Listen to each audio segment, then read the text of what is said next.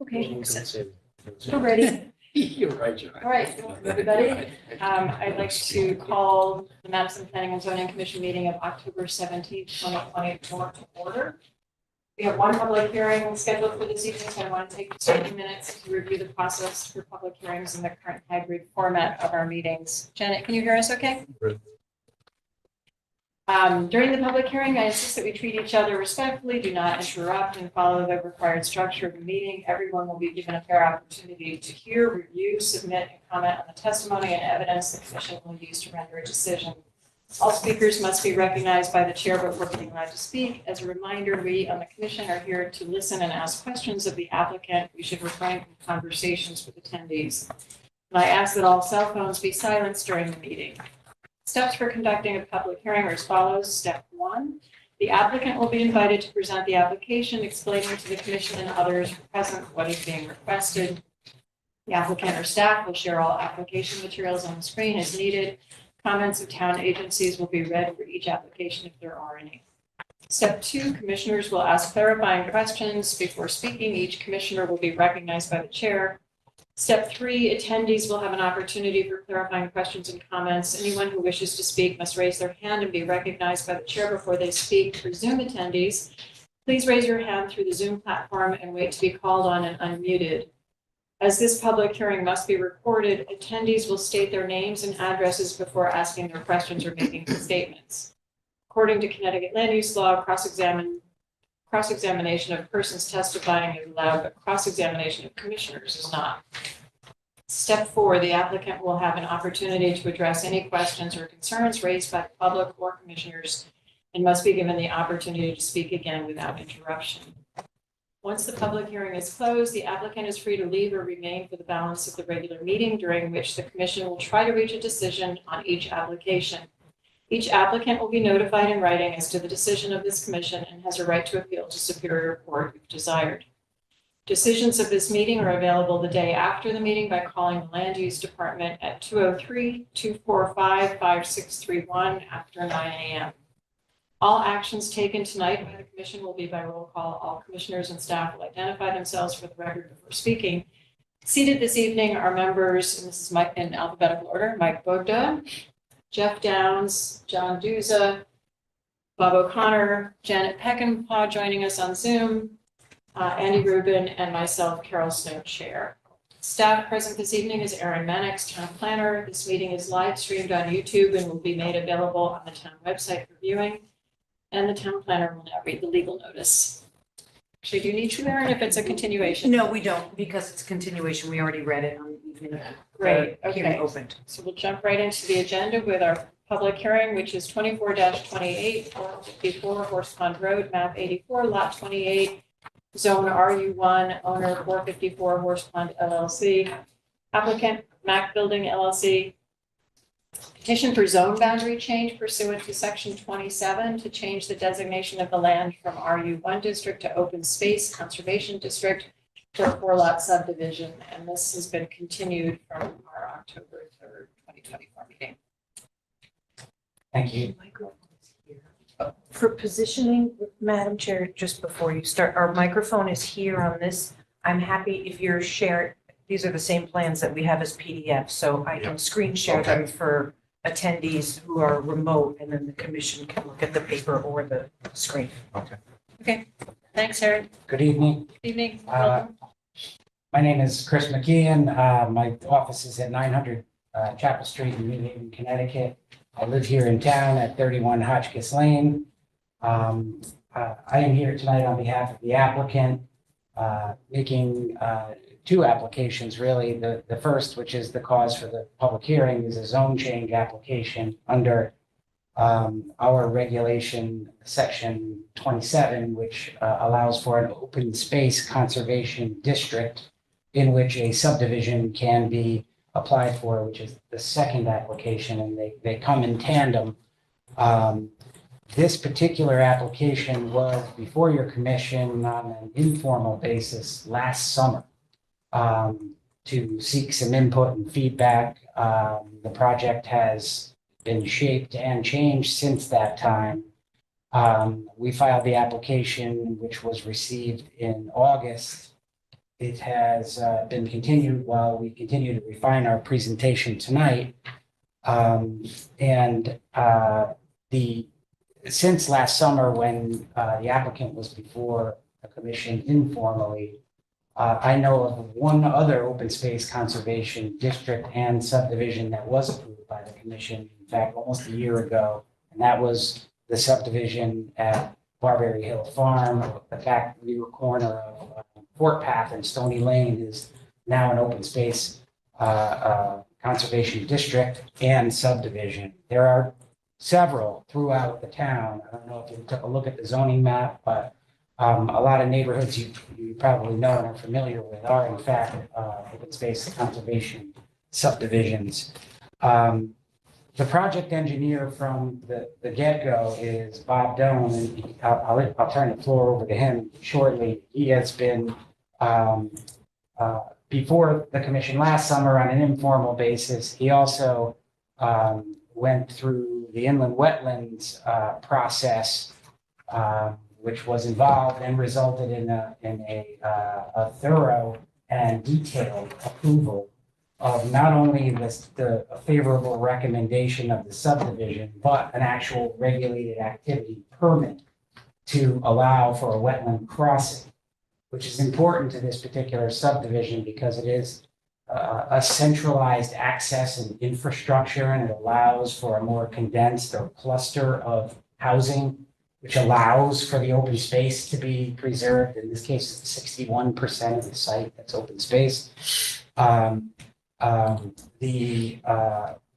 Since the wetlands approval, this step, the zone change and the corresponding subdivision approval really is the last step in the process.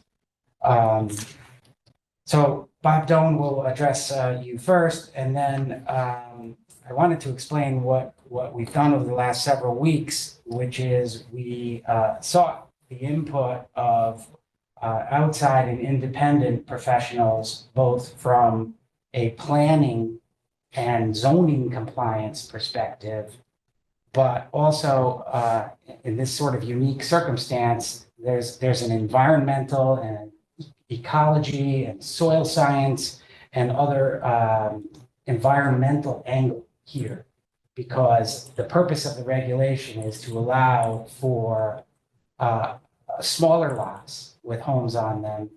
And the trade-off is that you're providing these areas of open space that will remain untouched and available for people to use and enjoy without swimming pools or structures or impervious coverage on the areas of open space.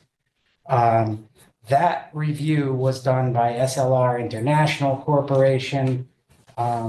Again, they're certified planning staff, they're environmental ecologists, soil scientists, wetlands and waterways experts, all weighed in and produced a memo that we submitted today. And Julia Fiore, a senior planner with SLR International Corporation, will summarize their conclusions and findings for you. And that will be the end of our presentation in chief, if you will. So with that, I'll turn it over to Mr. Doan to go through the application. Thank you, Chris.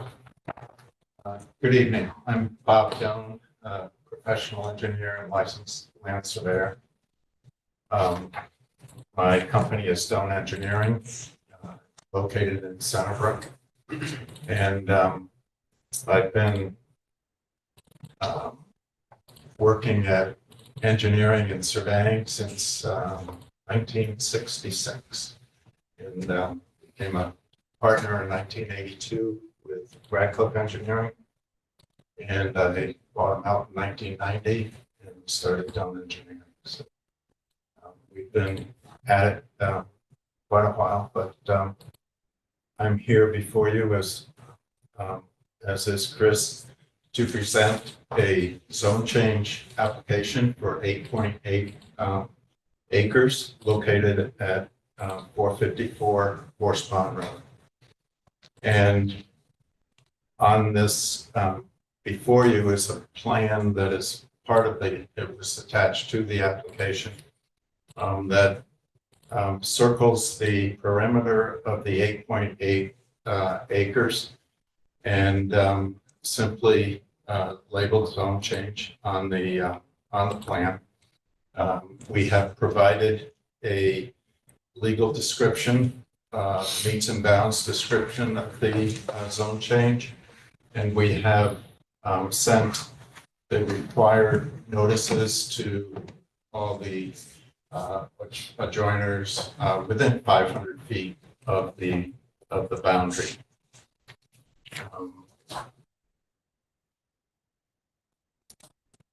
We have designed an open space conservation subdivision in accordance with section 27. I computed the net land area, which is 7.16 acres.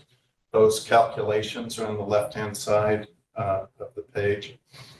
And with the open space subdivision, we determine lot size and setbacks for the interior lots. For the exterior, we have a 25-foot buffer that wraps around the property and which is open space. I have highlighted those items on the third board, and if you want to share this, Aaron, Chris can email you a PDF of this exhibit. I scanned it in so that you could share it. It's the same plan, it's just highlighted. But in green are the two open space parcels. We have 2.71 acres of wooded open space on the, for general description, I'll refer to the top of the page as north. On the north side and the northwestern corner of the property. On the south side, there's a large field, and that is in the open space on the south side of the property. And you can see the 25-foot open space that goes to Horse Pond Road. Together with that 25-foot buffer around the property, we have a 50-foot setback to any structures, which are required in the open space subdivision. The dimensions that I have for setback, I selected 20 feet, and I was working on a lot on, I don't know the subdivision, but I was working on a lot on Kaiser Lane that was from an open space subdivision. And I used the exact same lot size and setbacks that were used in that subdivision. So we have done extensive soil testing on the property. We did additional tests pursuant to Trent's requests when we started fine-tuning the locations of the sanitary systems. And I think my original plan when I was before you, I had sanitary systems a little bit closer to the downhill side of these lots, and we moved them back. We pulled them out of the 100-foot upland review area. A lot of those modifications took place when we took it through wetlands application. We had working for us, we had Richard Snarski, who helped us with plantings. And it was reviewed by Davison Environmental, and we worked with Matt Davison on the details to address all of the environmental concerns and impact concerns that wetlands have. And as Chris has mentioned, we did receive an approval from wetlands with a considerable lengthy approval, but it recognized the items that we are proposing. And one item is the stormwater wetlands that we are creating at the end of our private roadway. And that has been designed in accordance with the revised state requirements with the recharge and storage capabilities. We have a 4-bay in the basin, and I can go into whatever details you want after. I'll try to be as brief as possible to get through this, because I do recognize that our main application is the zone change, and it's being supported by the subdivision application. So anyway, that basin will be on this portion of the open space. It will be a created wetlands, very similar to the existing wetlands, and that was important in the design and review by the wetlands agency. We're proposing a private roadway, 18-foot wide pavement, and the stormwater runoff from this pavement and also this pavement comes down and enters the stormwater basin here just above the 4-bay.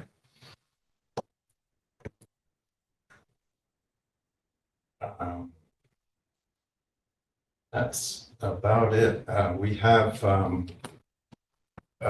the regulation for coverage in section 27 is 10% building coverage for the entire net buildable area. And I believe that we're at about 3% or so with what we show here, with the 2,500 square foot footprint for each of the structures shown. So that is about it as far as our proposal. There was a concern that was expressed by an email that was granted or received today. And I don't know, Chris, if you want me to go into that now, or if you prefer to. I think I'll address that Okay. once we present our application and Okay, see what other members of the public might have to say as well. then I will conclude. So what are the lot sizes for those 4 properties? Sorry. They're about an acre. Yes, They are about an acre. they are. Lot 3 is 41,600. Lot 4 is 36,000. Well, these are smaller over here. Lot 2 is 26,000, Those are okay. and lot 1 is 27,000. I think my required was half acre or 21,750. And the areas are spelled out both here and on the text on the plan.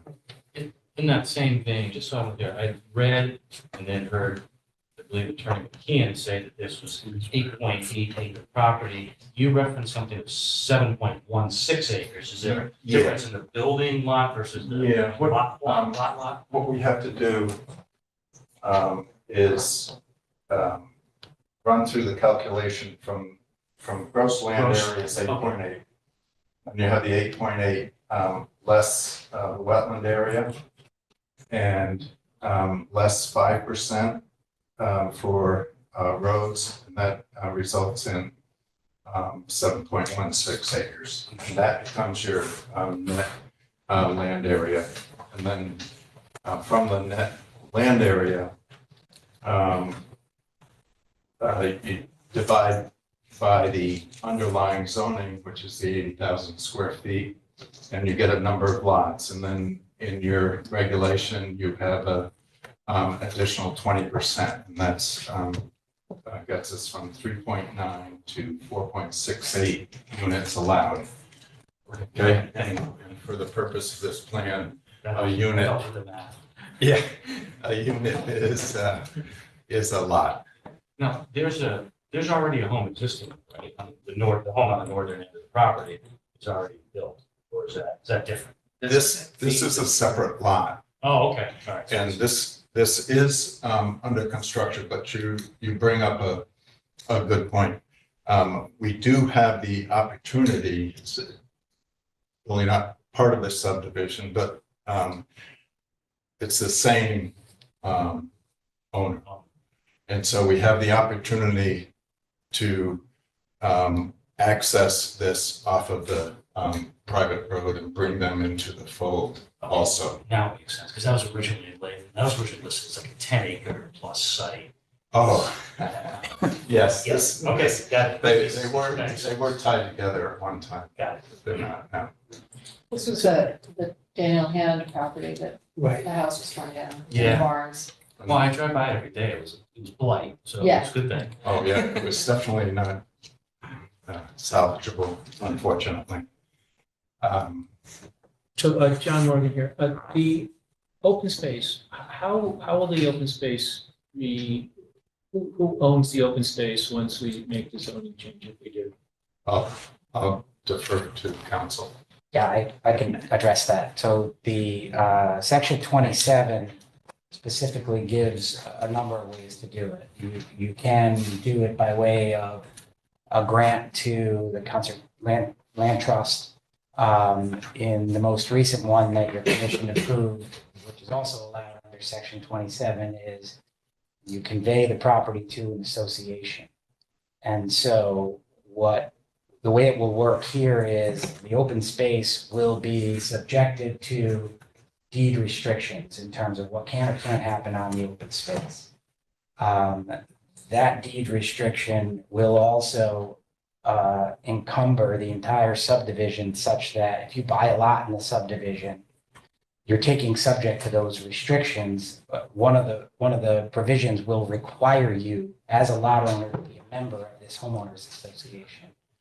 The restriction, the homeowners association and its bylaws will be tasked with preserving the open space, maintaining the operations and maintenance plan, not just for the open space, but also for the wetlands, the stormwater management system. And that association, should it fail to carry out those responsibilities, section 27 authorizes the town to, as an enforcement measure, go and take care of those things and assess the owners of the subdivision. And that's all in section 27. So when we say open space, it really is, it would be owned by the homeowner association. And they would use it, it wouldn't be open to the public by any means. Unless it went to the.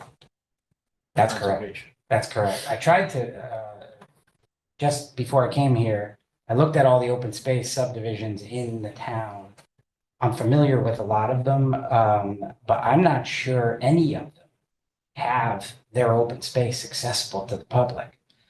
A lot of them have land that was conveyed to the land trust, which maybe by that nature, it's accessible through accessing, but I don't think people can just go into the land trust property and do what they want. Maybe in certain areas you can, but in this scenario and in several that I'm aware of, the association maintains it as open space, and the people who are part of the association have the ability to hike the land or use the land or enjoy it in some way that complies with the deed restriction to not build or do anything on there that's going to create ecological or environmental issues.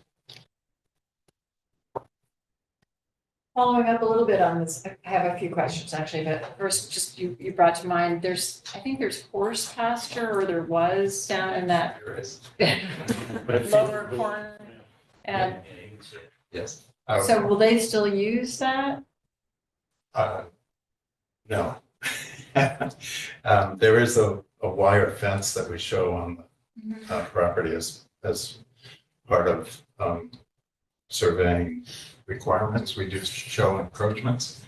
And this is an encroachment onto this property. There is a pasture that runs through there.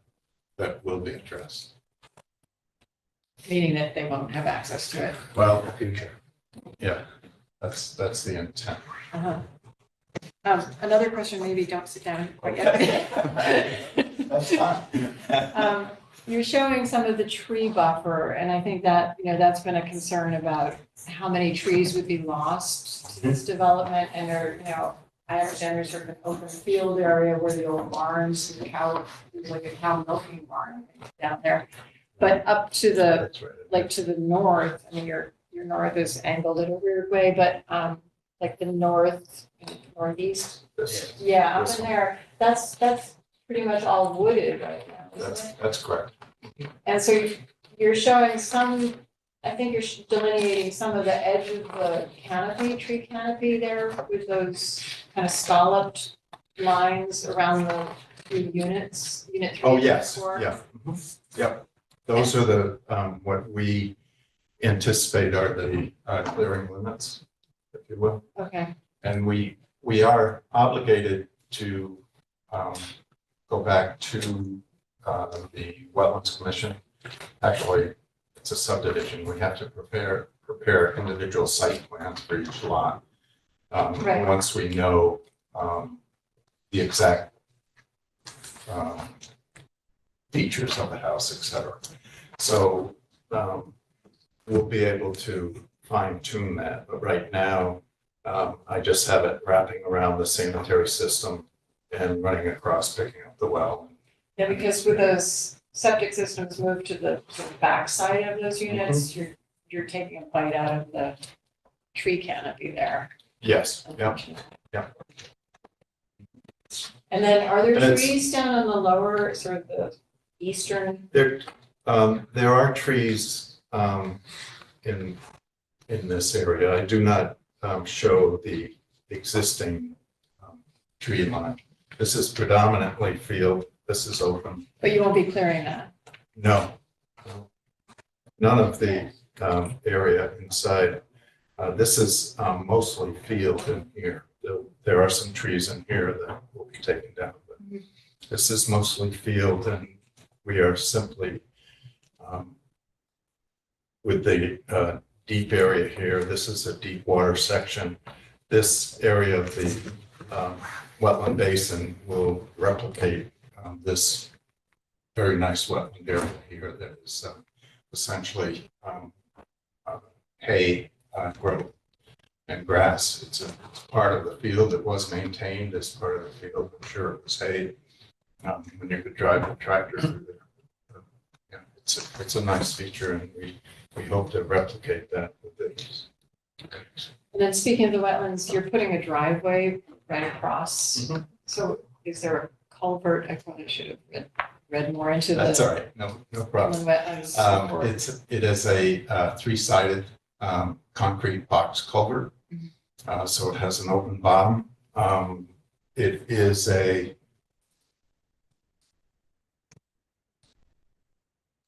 just checking to make sure I give you the right width. It is 10 feet wide on the bottom and 4 feet high. I don't know if this is the right time to ask this question too, but the stone walls, the historic stone walls there, you know, I'm kind of concerned about that because the house is gone, the barns are gone. So really all we have left of the history of the property are those stone walls, and Yeah. you're gonna be going, We have roughly 2,700 feet of stone walls on the property. And we are preserving as much as possible. The only area where I'm taking out a section is in the area of the house on lot 3. But you can see where I've made like this property line, for example, is coincident with the stone wall. This property line is coincident with the stone wall. Out of the 2,700 feet of stone wall, and I do count the stone wall that's on the northern side. We are disturbing approximately 350 feet of the stone walls. And that includes for the driveway through the It wetlands? includes, yeah, it includes for the driveway, the wetland crossing, the private roadway. We have a stone wall on the entrance. I included that also in the counting. A little more than 10%. And one feature that is I think is a big plus, and stop me, Chris, if I'm straying too much, but a big plus is this stone wall along the southern side of the field. This is, or was, a roadway. It's an abandoned roadway. The property line pursuant to state statutes is when the road gets abandoned, the property line goes down the center of the roadway. There were two stone walls that I think form the boundary of a nice, probably not much more than a single lane roadway that went through there. And the road's gone, but this stone wall will be preserved as part of the open space, which I think is a pretty good feature of the layout, and it worked nicely because it lines up with the 25-foot buffer that's required for the open space to go through to public roadway.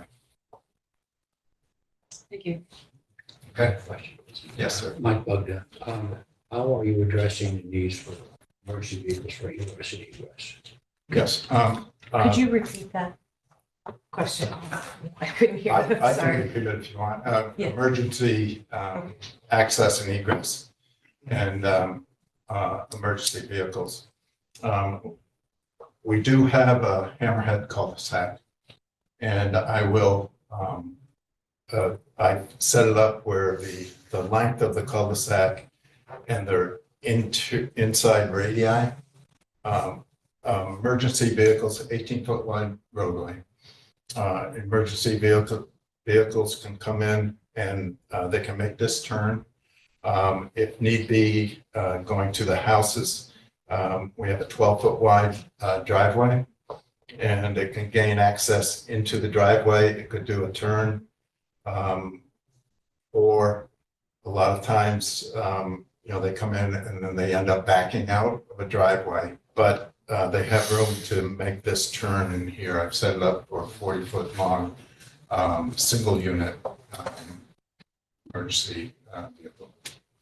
No issue with the weight of the gross vehicle with that vehicle going over the culvert. Oh, no, it's an H20 loaded design.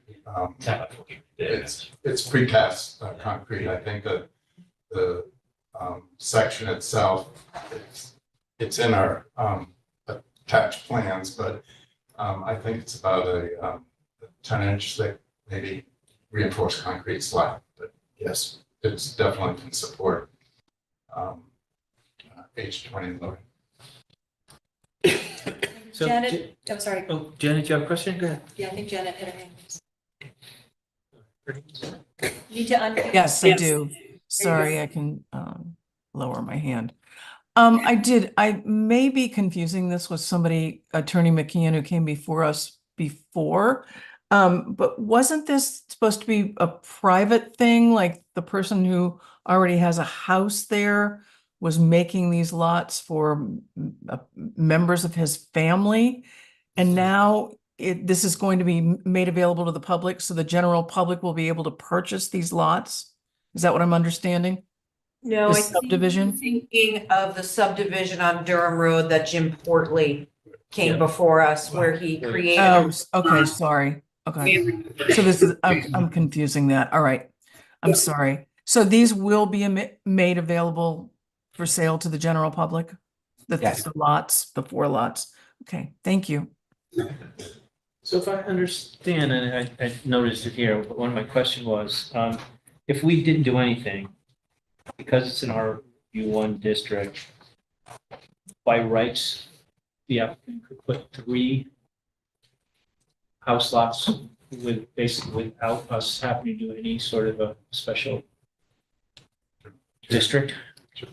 Yeah, yeah, we have a layout of that, and we can show a 3-lot subdivision. And I think a lot of this Julia from SLR is going to cover in her compliance memo, but when you look at the 3-lot subdivision as opposed to what we're proposing, which is 4, the benefit to the surrounding neighborhood is exponential. I mean, the 25-foot buffer is just part of it. You have 61% of this 8-acre parcel that's being kept in its natural state from use of the folks. We're allowing for a little bit smaller lots and a little bit more condensing of the lots, along with a man-made wetland.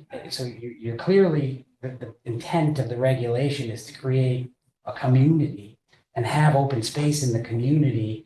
And so the environmental benefits, ecological benefits are far more than you get in a 3-lot subdivision. Or even if one person bought this 8 acres and wanted to put a big house on it, there is nothing that prohibits them from cutting as many trees as they want down. Subject, of course, to wetland boundaries, but cutting trees down, taking stone walls away, changing topography of the lots, all of that goes out the window. And so that really is what has to be factored in when you think about, it's not the applicant saying, well, I'm squeezing another lot here. The 4-lot subdivision is actually much better ecologically, environmentally, wetlands protection wise than the 3-lot subdivision. The wetlands crossing is already approved. So they could put that wetlands crossing in for 1 house right now. So the analysis, I think, for the commission is, do we check off all of the requirements of section 27? And I submit that we do. And the end result is it complies with section 27. And the commission, whenever this regulation was adopted, made the decision that if you meet these requirements of section 27, this is something we want. And that's exactly what our application is. We're laying it out. We're saying that it checks all of the boxes. Julia will cover that the compliance with all the different aspects of section 27. And therefore, our commission has adopted this regulation because we want this type of subdivision. That's exactly the essence of our application. Should we go ahead then and have Julie do her? Yeah, unless you have more questions, that would be what I would suggest. Hi, thanks everyone. I'm going to share my screen. So let me know how that goes. There you go.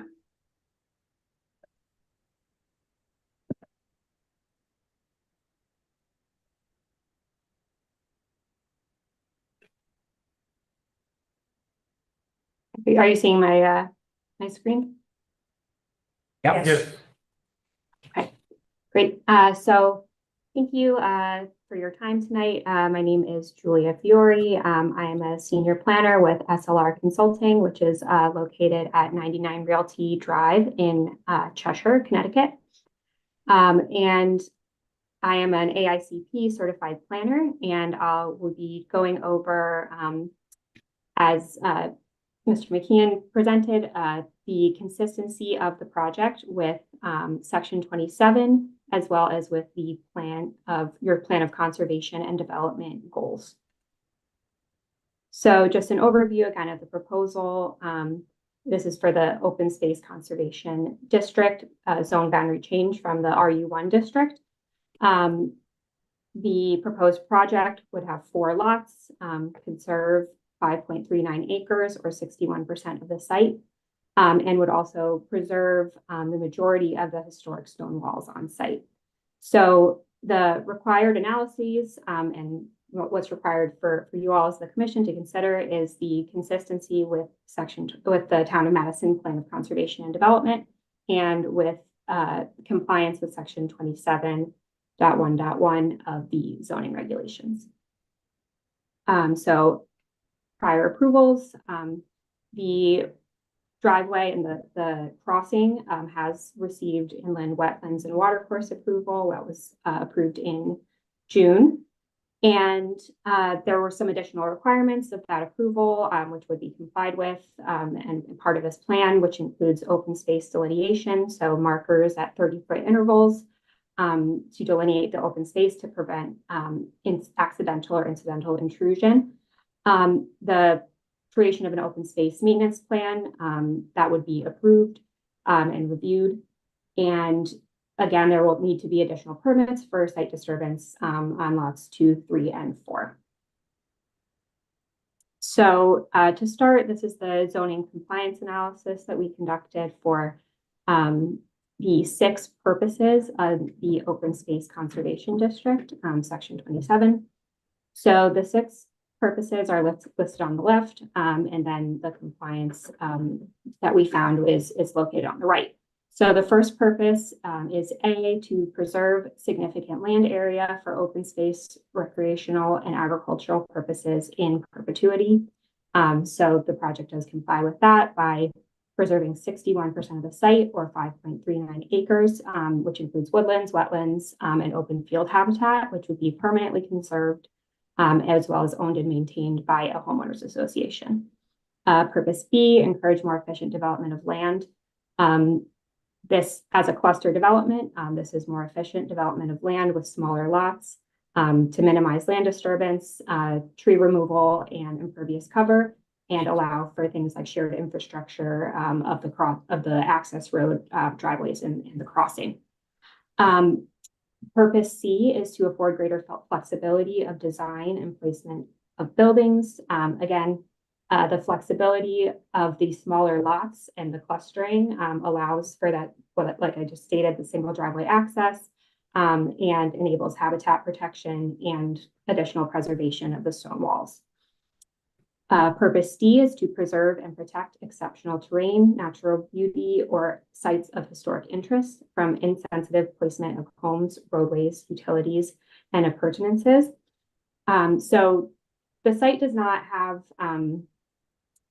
any sort of noted natural features or critical habitat, but which was noted in the POCD. But it does have, as we stated, wooded areas, wetlands, open fields, and in terms of historic or cultural, beauty, it was already brought up. Those stone walls are an important feature of the site and of the area, and those 2,300 linear feet of that will be preserved. Preservation, purpose E, preservation of streams, rivers, and ponds as natural resources to prevent flooding, erosion, water pollution, and protect the quality and quantity of drinking water supplies.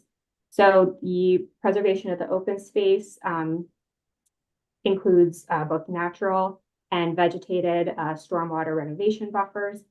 Groundwater allows for groundwater recharge and discharge, as well as wetland capture of sediments and nutrients to protect groundwater, groundwater infiltration, and as well as part of that inland wetlands approval, that stormwater wetland that was created would sort of mitigate any runoff from the impervious surfaces created by the project. And finally, purpose F, preserve wetlands, aquifers, topographical or soil features, marine and wildlife habitat, or other features having conservation values, including views, vistas, and indigenous vegetation. Again, the project would protect the wetlands on site, and the open space would be permanently protected and managed through the open space management plan to ensure the preservation of the wetlands on site, sort of above and beyond what would be required if that open space, the surrounding open space, was not preserved.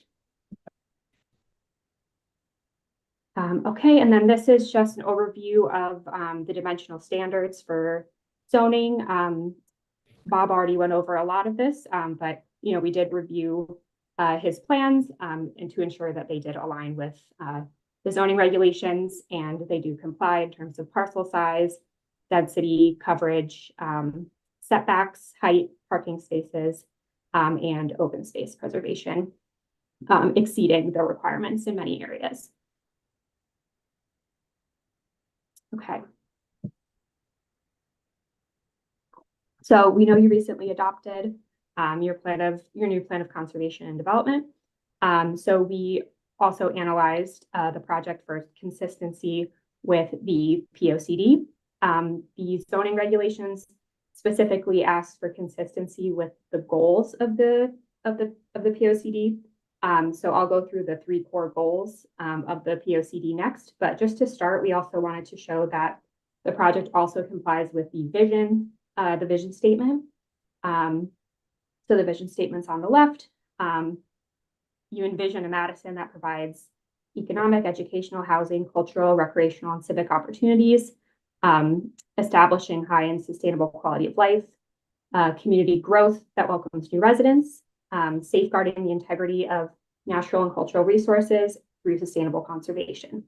So the project does meet these goals of providing housing in a way that is consistent with your growth goals and aligns with your other goals of safeguarding the integrity of the natural and cultural resources.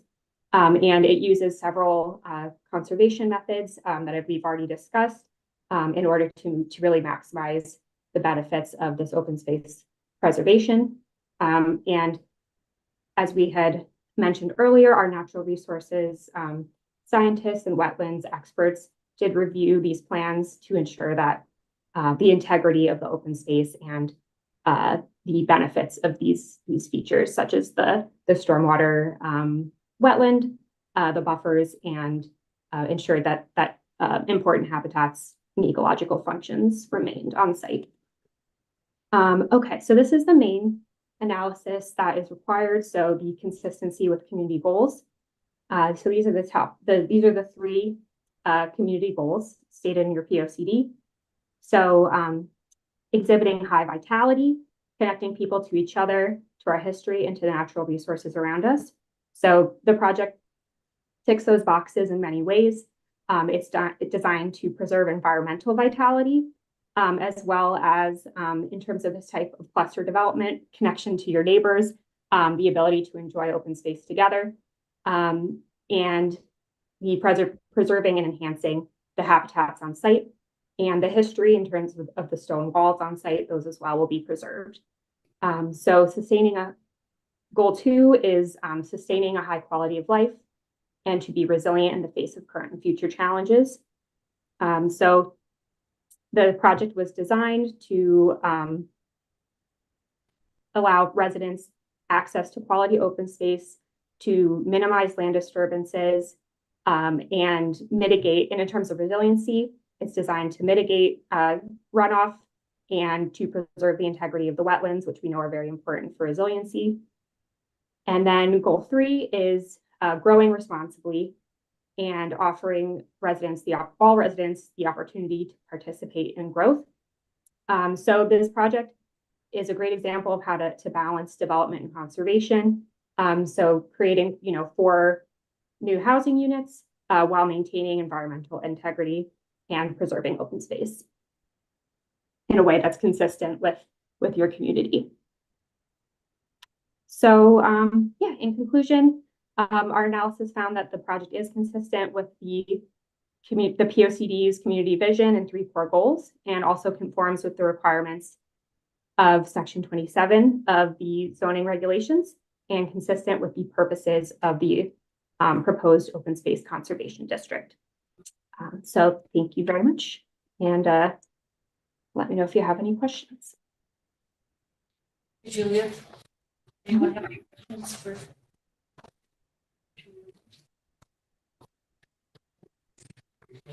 Thanks. If there are no other questions from commissioners, I think we have a couple of hands raised from attendees. And I don't know if anyone here wants to ask any questions first before we go to, okay, maybe go. There's a telephone number and Yes, we don't have a name, but a telephone number. Hi, my name is Sujata Prasad. Can you hear me?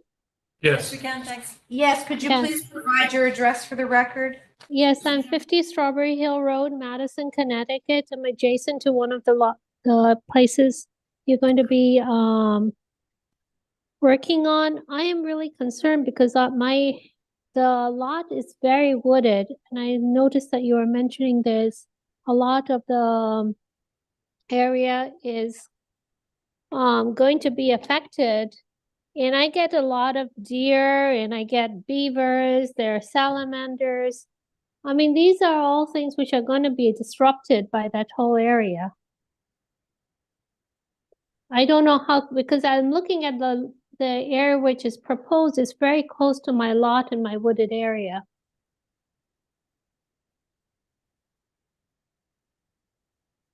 Okay, thank you. Those comments. We also have Alex Province. Alex Province and now it looks like William Bilczek as well. Alex, you can unmute and identify yourself for the record.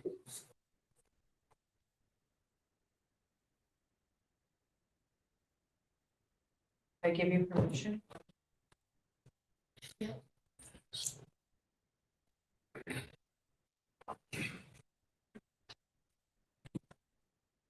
I don't see him on anymore. Oh, no, I do. Alex, it looks like you're muted.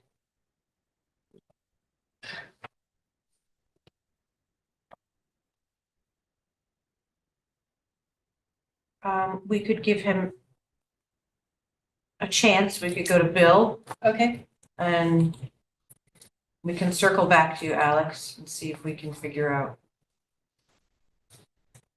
Okay. Attorney Bilczek? Yes, can you hear me? yes, we can. Okay, the Attorney William Bilczek, 12 Brookside Road, Madison, Connecticut. I represent Richard Brosnick and Jill DeMonico at 468 Horse Pond Road, and Joshua Billsborough and Thutron of 482 Horse Pond Road. They are adjacent to the west of the development, proposed development. My question is, how much of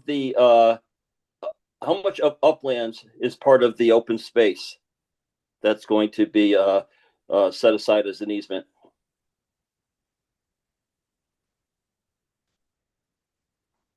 I can, Is that your only question, Attorney Bilczek, or Oh, do you? I have a couple more, but I just wanted to get an answer to that question. I'll Well, I think, have to compute that.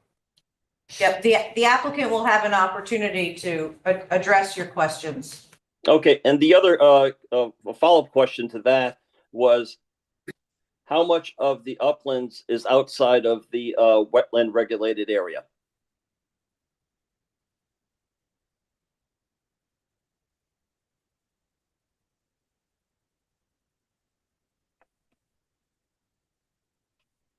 Did you hear that? Yes. Oh, okay, sorry. I have to apologize. Your transmission, I don't know how any of the outside public, but is breaking up here or there. It's very difficult to follow the conversations of the commission members and the applicant. Sorry, it all sounds, it's coming through loud and clear here in the room. And, I don't, My third question is, did you offer any of the open space land that's going to be in the currently private easement to the Madison Land Trust?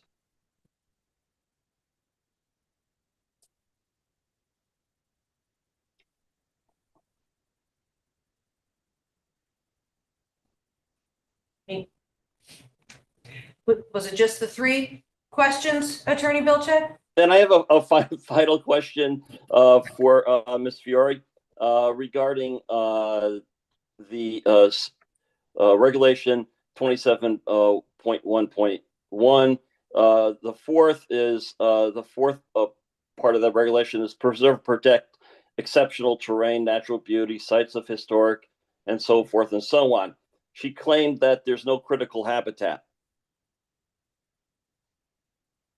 Could she expound on that?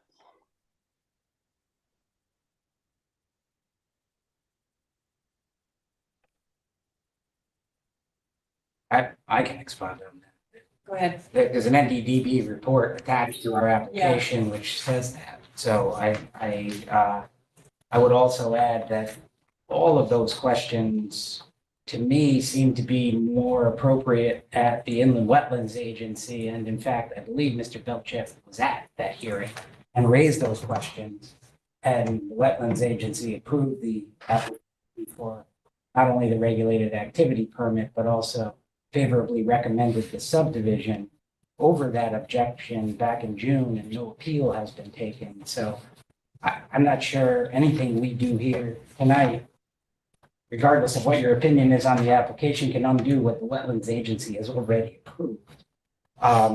In terms of the offer to the land trust, I don't believe that the land trust has been offered. My understanding is the land trust typically is interested in property that adjoins property they already have. Contiguous, yeah. So I don't think that's the case here. I suppose we'd be happy to hear from the land trust if they were interested. That's not how we proposed the preservation of open space. As we indicated, we would do it through a homeowners association and deed restriction.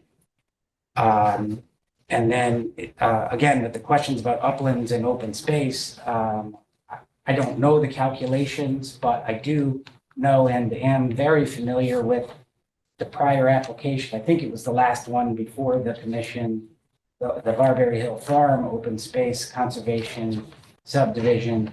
And my recollection there is that virtually the entire open space is either wetlands or in the regulated 100-foot review area. So the only other point I'd make there is nothing in section 27 which says that your open space can't be wetlands or upland review area near wetlands. I would argue that section 27 probably contemplates that wetlands are a good portion of the open space area, and having open space adjacent to wetlands is probably something that people want to encourage. And I think that section 27 does in fact encourage that preservation of open space near and around wetlands. Madam Chairman, Attorney Belcheck, I'd like to correct Attorney McKeon comment that the Inland Wetlands Agency discussed the OSCD regulation. They did not. They don't have the purview to review section 27.1.1. What they did was they just handled the wetlands issue. So they did not discuss the 6 points of 27.1.1 in that particular application. Understandable. Thanks.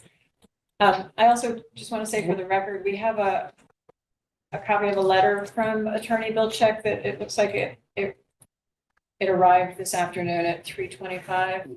Yes. So I haven't had a chance to really read it. I don't know if anyone else saw it, but it's here in a hard copy. So we appreciate that. I just don't know if we'll be able to respond to it.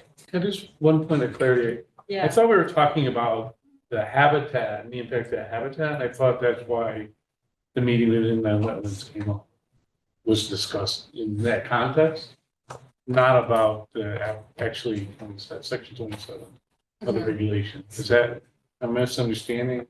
How we got, why the wetland meeting was brought up? I thought it was in the context of the habitat and the something to do with the habitat. This is what I was trying to get at when I was explaining the review by SLR, and it's a zoning exercise here because we're changing the zone, which allows the open space subdivision, open space district in which a subdivision can be implemented. But a large part of section 27 is based on environmental and conservation concerns. That is the motivation for section 27. And so the SLR review from our perspective was more than just reviewing from a planning perspective or a zoning perspective, whether we check all the boxes of of a particular application, which I would say we do based on their work, but also a review by the SLR professionals in ecology and soil scientists in wetlands and water courses to evaluate the open space that we're preserving so that we weren't just coming before you and drawing a circle around some meaningless pieces of property so that we can get a lot or get a subdivision approved. The open space provisions here are 61% of the site, and they're meaningful pieces of open space from an ecological, from a soil scientist, and from an environmental review by SLR.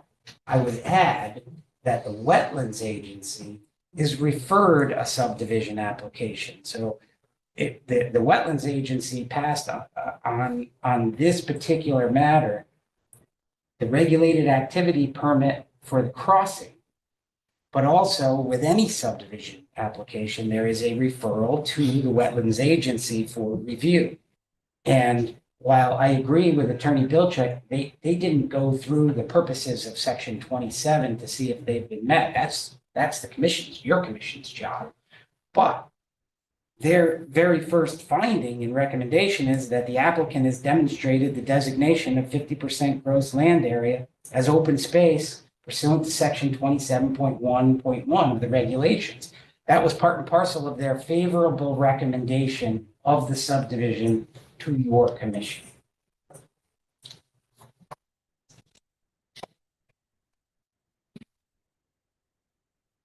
I don't know if this is the appropriate time or not, but I did in fact get the email from Mr. Bilczek to Ms. Mannix at about 4 o'clock today. And I did have some points to raise. I don't know if now's the time to do that or not. Would you like to just see quickly if If Alex can- Province Yeah. has access and then you Sure, can then maybe we do can circle back to that. rebuttals? Alex? Oh, Hi there. How about now? time. Okay. Am I coming in clearly? Yep, we can hear you. Thank you for your patience. Alex Province, 917 Boston Post Road. I'm slightly confused, and this may very well be a moot point, but the word cluster housing had come up with a previous presenter, and I'm not sure if this application falls under a cluster housing, but if so, Madam Chair had brought up historic barns, and one of the requirements, if it happens to be cluster housing, is that historic structural houses or historic structures be preserved. So again, maybe a moot point, but I know it's there because I suggested it be placed in the regs when at the town meeting, at the planning and zoning meeting when cluster housing was being approved. So it's there. Thank you for your patience again. I appreciate it. Thank you. Yeah, I'm happy to address that. I'm all too familiar with cluster housing and the cluster housing special exception. This is not an application for cluster housing under the special exception allowing for it. I think the term clustering was used more as a verb in the colloquial sense that as opposed to a standard subdivision with 80,000 square foot lots in the RU1, this open space designation allows a clustering or a more condensed a placement of homes. So that was why clustering, and maybe that was the wrong term to use, but that was the context that clustering was used. That was your intent. Good to clarify. Okay. Don't have any other hands raised from the public. Any other questions from commissioners?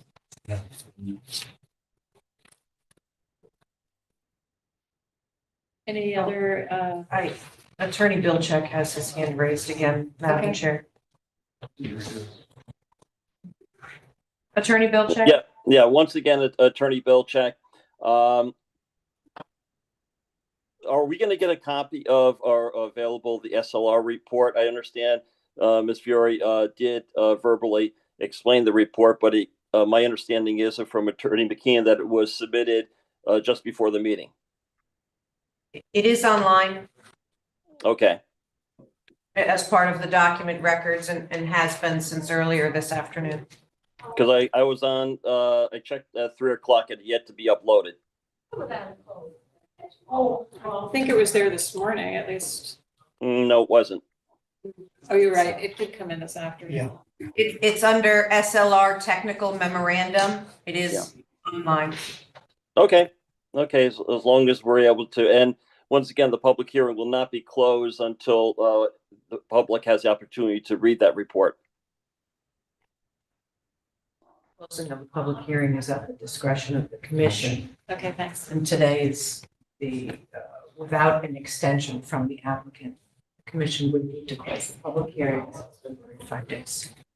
And I would note that one of the reasons we have SLR here tonight testifying and not in person, but virtually to answer questions. I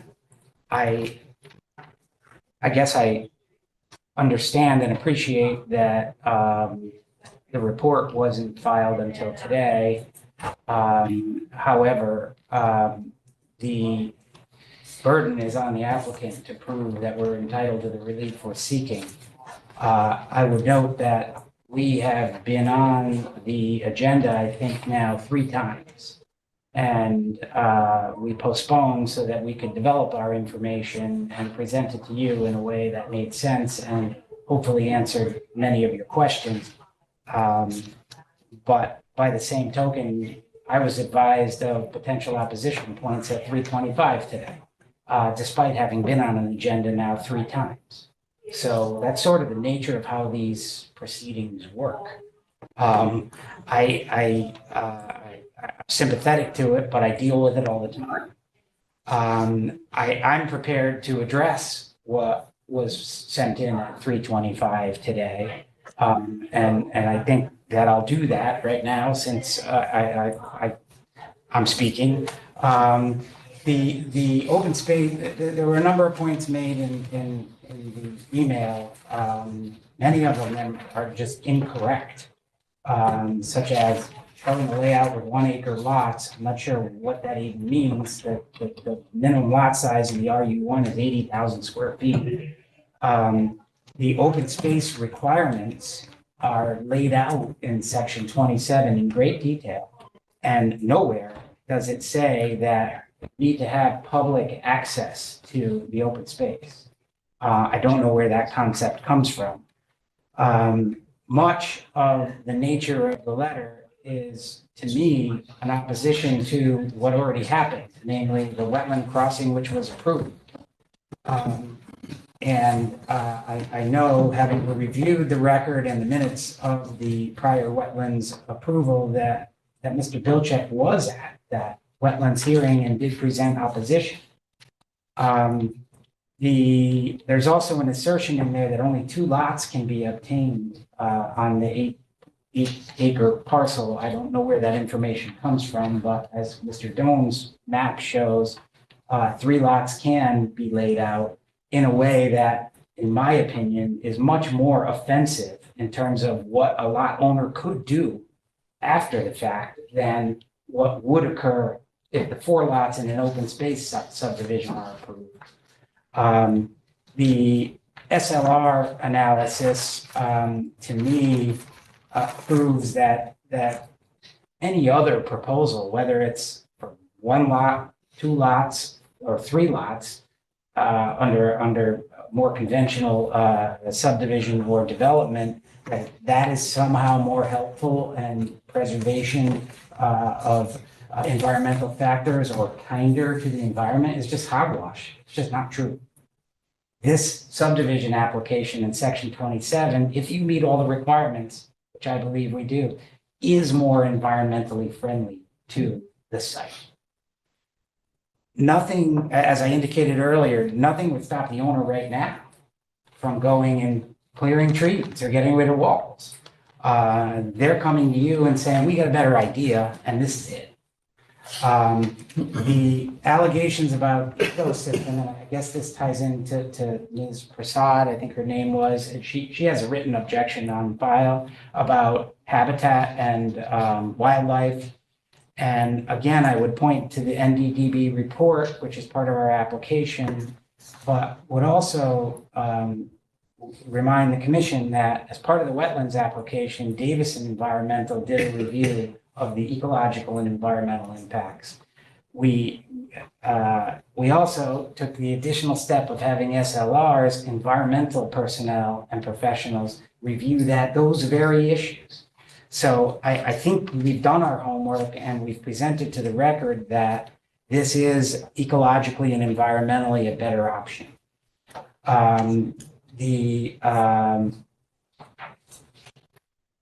I think that's all I had. I don't know if there are more people from the public who have points to make. Again, we were aware of I think there were 2 opposition letters from individuals who also oppose the wetlands effort. And the Wetlands Agency, after lots of information and again, an independent review from Davison, came up with what I think is a very thoughtful and detailed approval that addresses all of the concerns in which the applicant is clearly prepared to comply with.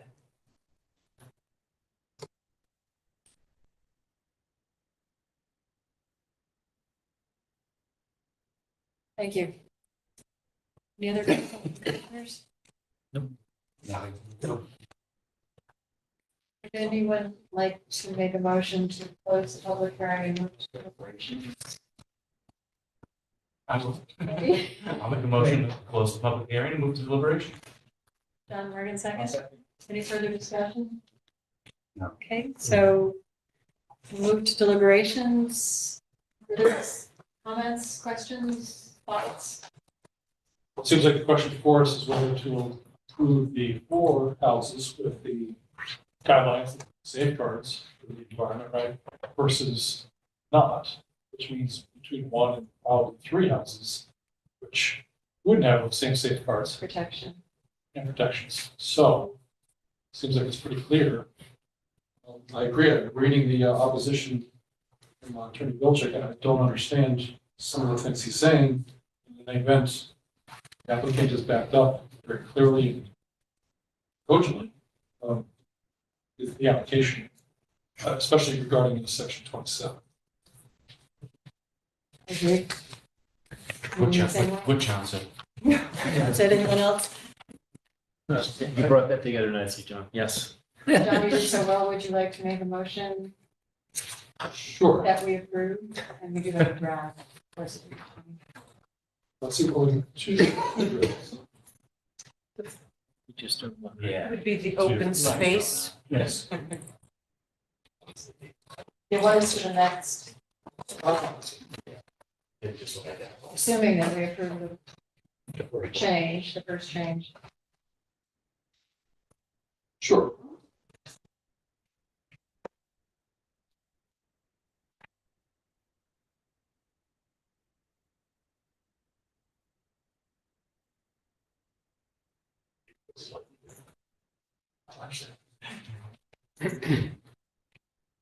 So this is the open space conservation district petition.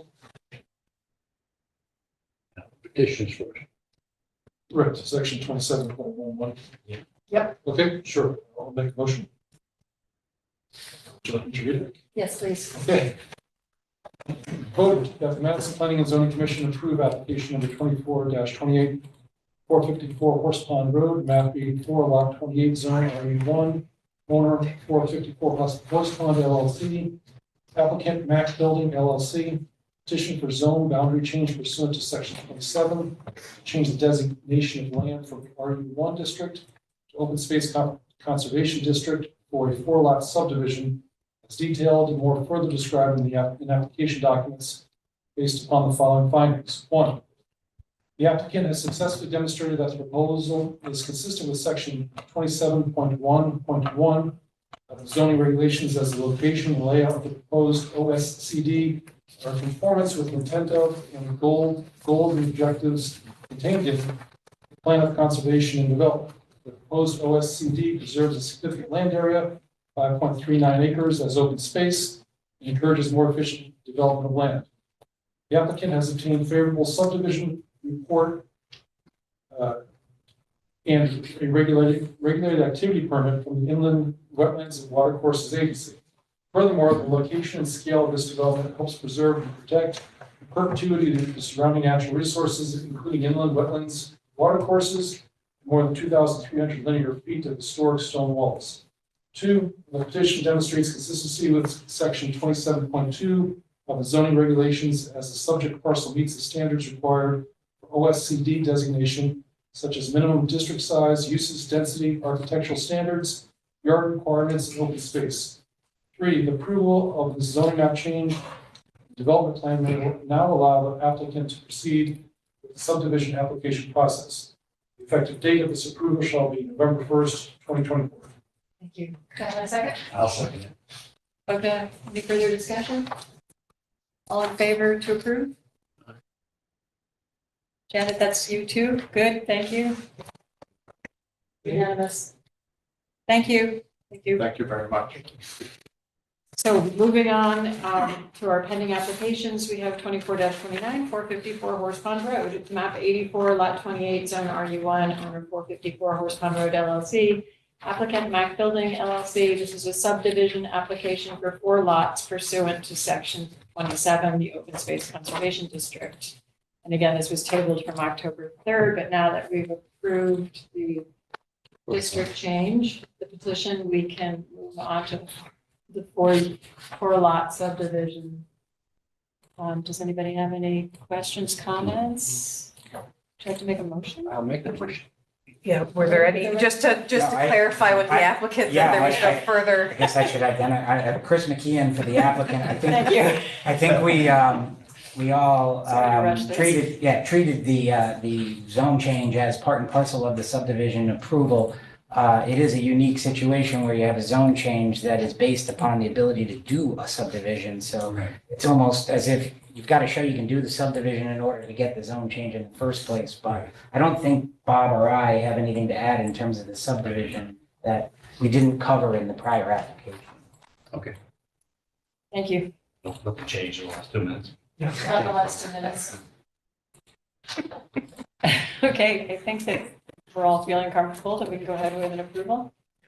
Okay. Motion. Do you want to use the microphone? Yes. Please.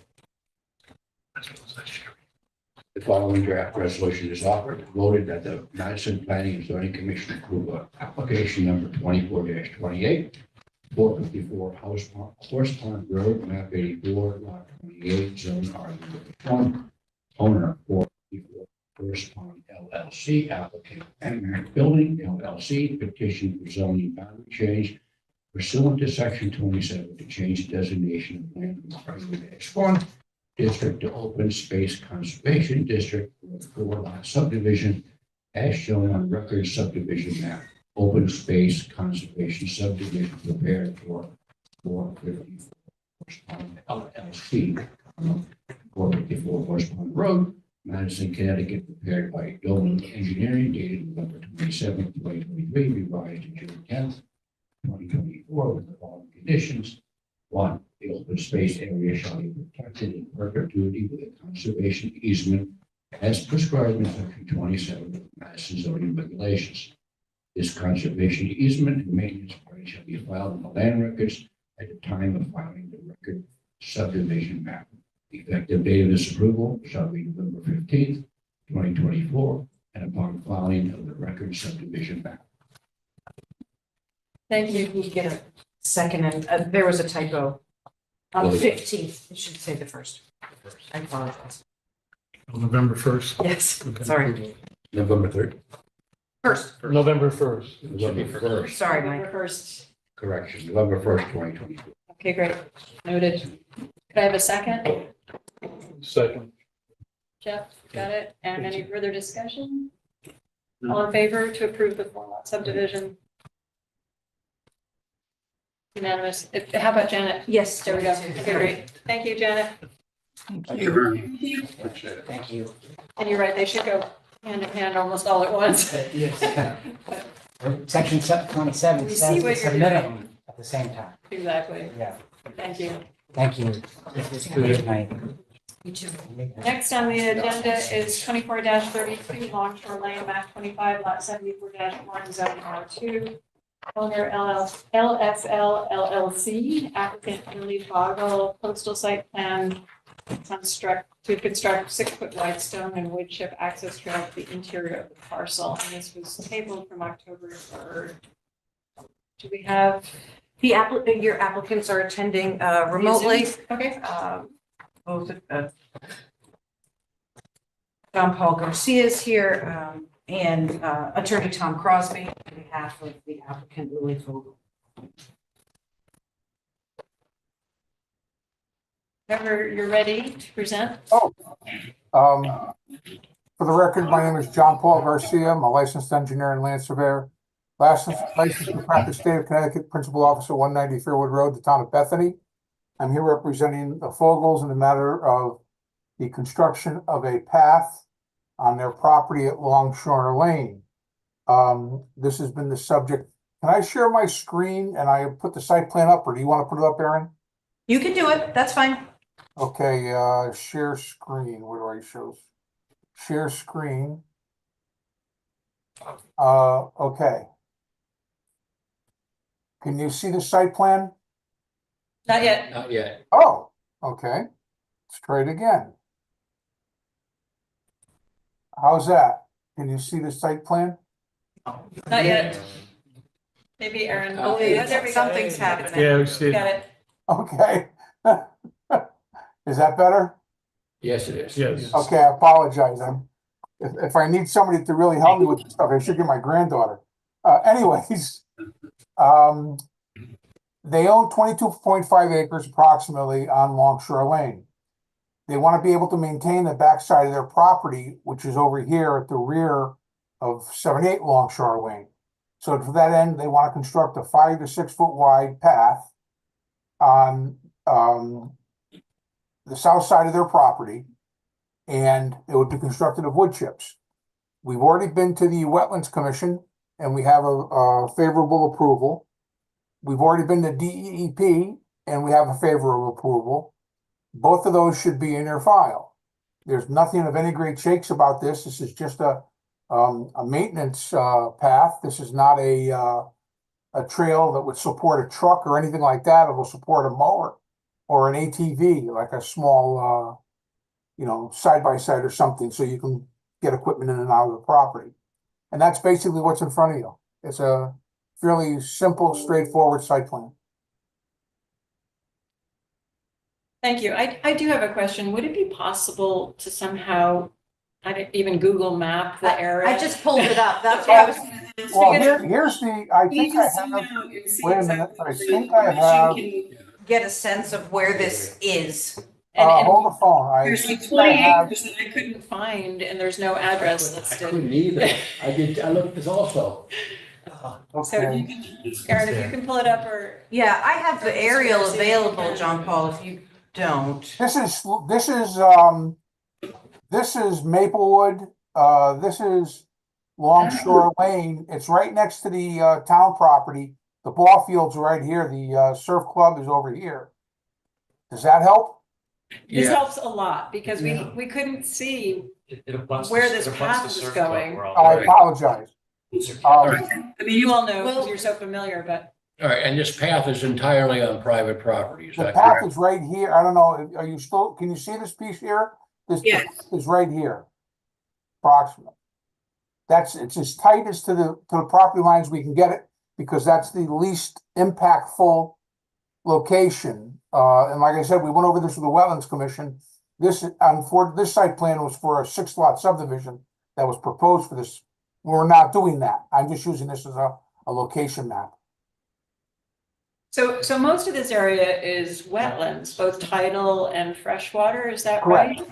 Correct. So what do you need for maintenance? Why do you need this maintenance path? Well, you got down trees, you want to mow the brush on the property. It's the only way we can get access. There is a trail that comes in off of, here, but you can't get mowers up and down it. There's a couple of bridges, you have to go up and down steps, you have to you have to lift a mower over the seawall. So there's no access this way, and there's no access to get into the property, this way from, Maplewood, or Maplevale, because it's a substantial wetlands crossing. So maybe we could get a Google Earth image to see, are there like grass fields that need to be? Yeah, there's a large field in back here. And like I said, there's a path with a couple of bridges on it over here. So you want to go across the wetlands. What's that? You don't want to be driving across, I mean, even with. That's correct. We don't want to be driving, but more importantly, there's really no other practical access to get a 4 or 5 foot mower in there. And if you got to go in there to clean up some down trees, there's no way to get back there. Well, what's that path? What's the path that shows on the map there to that building? I can It imagine. is here. There's another property. This isn't an accurate map. There's no building at the rear. There's no building here. This was just to show you the location. This was the subject of a fairly substantial application for a 6 lot subdivision, which we never intend doing. We have no intention of doing that. This was just to show you the property. That's before our time. Yeah, John Paul, if you stop sharing for a minute, I'll just pull up the aerial to show the Okay. commission the That'd be current helpful, Aaron. great. How's that? layout is here, so you can see. So if you're looking, this is the surf club, this is Exchange Field, Yeah. Longshore Lane comes down. This is the Fogels property Which is? where she I see, so you lives can't get here. from the Fogel This- property up. This property is the subject parcel in the application. Mhm. It is vacant land, as you can see in here, there's title and inland wetlands. Right. This area, as you zoom in, is the path along the property line. This yellow line is not 100% accurate of where necessarily where the property line is, but the 5 foot, or excuse me, the 6 Oh, you foot can see it. Yes, wood yes, chip, there's no path currently. Yeah. This but is where they're looking to put this to access this upland. There's a barn area. that you can use as sort of a landmark, I think, Aaron. Yes, that's To right. run on You the can see it. north side Yeah. there, Yeah, that's it. but that's the subject area. And the Fogel property is the green dot, This one down here. and that's, This is the That's- adjacent property owner, Mr. Caraba, who has put a letter into, It's on file. but there's no way to access it from the green From dot this property because of property? the small streams there? so that's what John Paul was just That's tidal wetland. discussing as far as the access ways from here, Yeah, it's all water. John Yeah, Paul. water. Yes. If you can see from this thing that there's a pathway that comes up, cuts diagonally across and goes across. Those are 2 bridges that have steps in them and everything else. And there's a substantial seawall down at the south side. So in order to get any kind of maintenance equipment, like a small ATV or a small mower in there, you'd have to lift it over a seawall. You'd have to lift it up the steps of the bridge. It's not practical. It's absolutely not practical. And they cannot maintain that copse of trees and everything. They had nice little picnic grove back there if they want to do that. But it's almost impractical to maintain it any other way.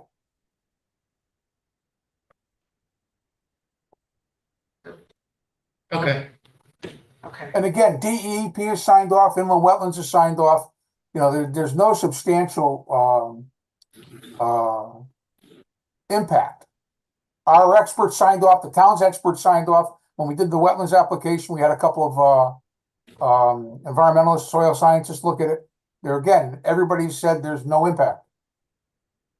Can you, John Paul, just as this is a coastal site plan application, can you go through the coastal resources and the comments from DEP? I don't think you did that just yet.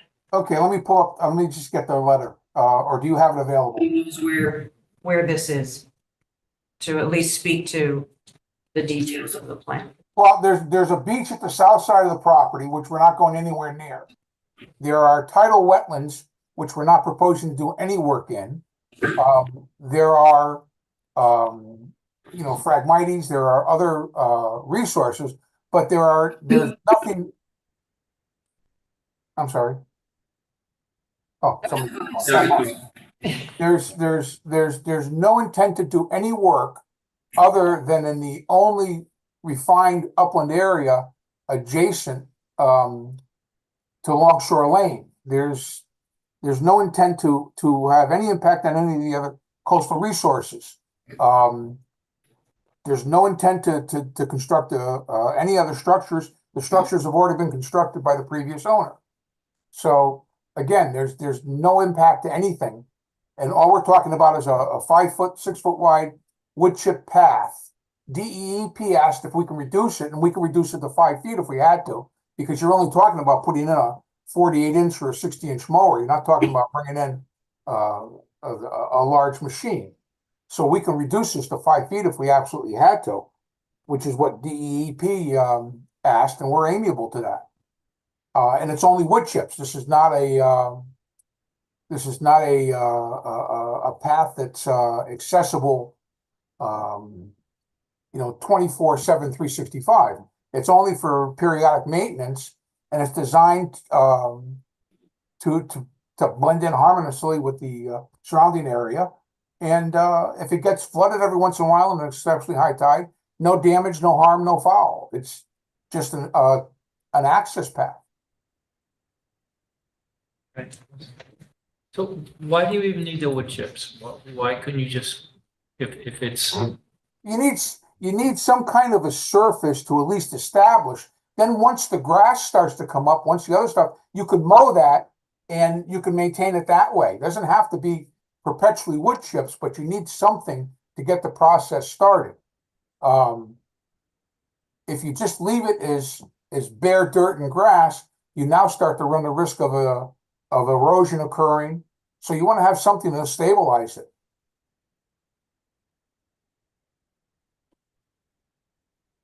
Let's try to understand the logic there, but... Any other questions? I don't have a problem with 6 feet wide versus 5 feet. They can live with that. What is the wood chip? Yeah. Surface, what is triggering the request for approval? Right. What's that? I'm sorry. What is triggering the need for a coastal site plan? I can answer that, or you can answer that, John Paul. No, go ahead, Aaron. You'll be more than happy to answer it. So section 25 of the zoning regulations is your coastal zone. And essentially, the deposition of material or clearing things, your regulations allow for a lot of exemptions, but basically no exemptions within 25 feet of a coastal resource. And because of the proximity to the tidal wetlands, that's what triggers the need for a local coastal. In this particular case, there are inland wetlands adjacent as well. And there are direct impacts to the inland wetlands, which is why this went through a significant activity process with the Inland Wetlands Agency, and a public hearing was held. And I don't know so your lens in looking at this is through your coastal regulations and impacts on the coastal resources. There is not a requirement to hold a public hearing in our regulations on a coastal site plan. As I mentioned, Mr. Carrabba has sent you a letter requesting that a public hearing be held.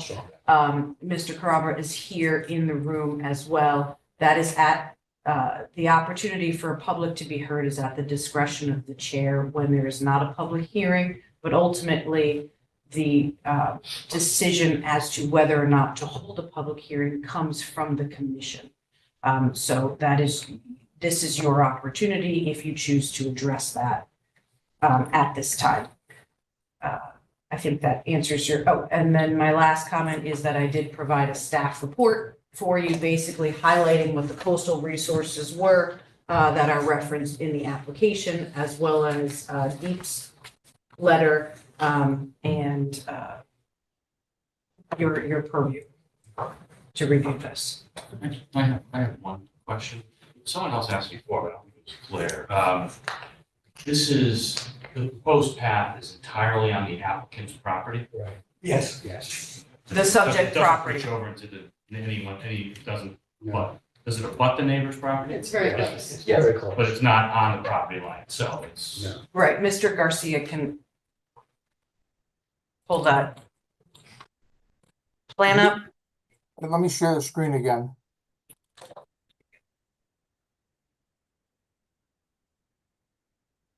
Okay, can you see that? Yeah, can you zoom in? Yeah, zoom in a little bit. You want to zoom in? Yes, please. You don't have to. Yeah, they're at a little bit of a distance here from the screen, so How's that's where that? you could just run where the property line is. Here's the property line. Can you see this? Here's the Yep. property line here, Yeah, Okay. and here's the path right here. So we're about a foot off the property line, and then the path, as it gets out of the wetland areas, it starts to weave away and go up higher away from the property line. And then here, it's just hugging the property line only because it's easier. It's just a matter of mowing some Phragmites. okay. Thank you.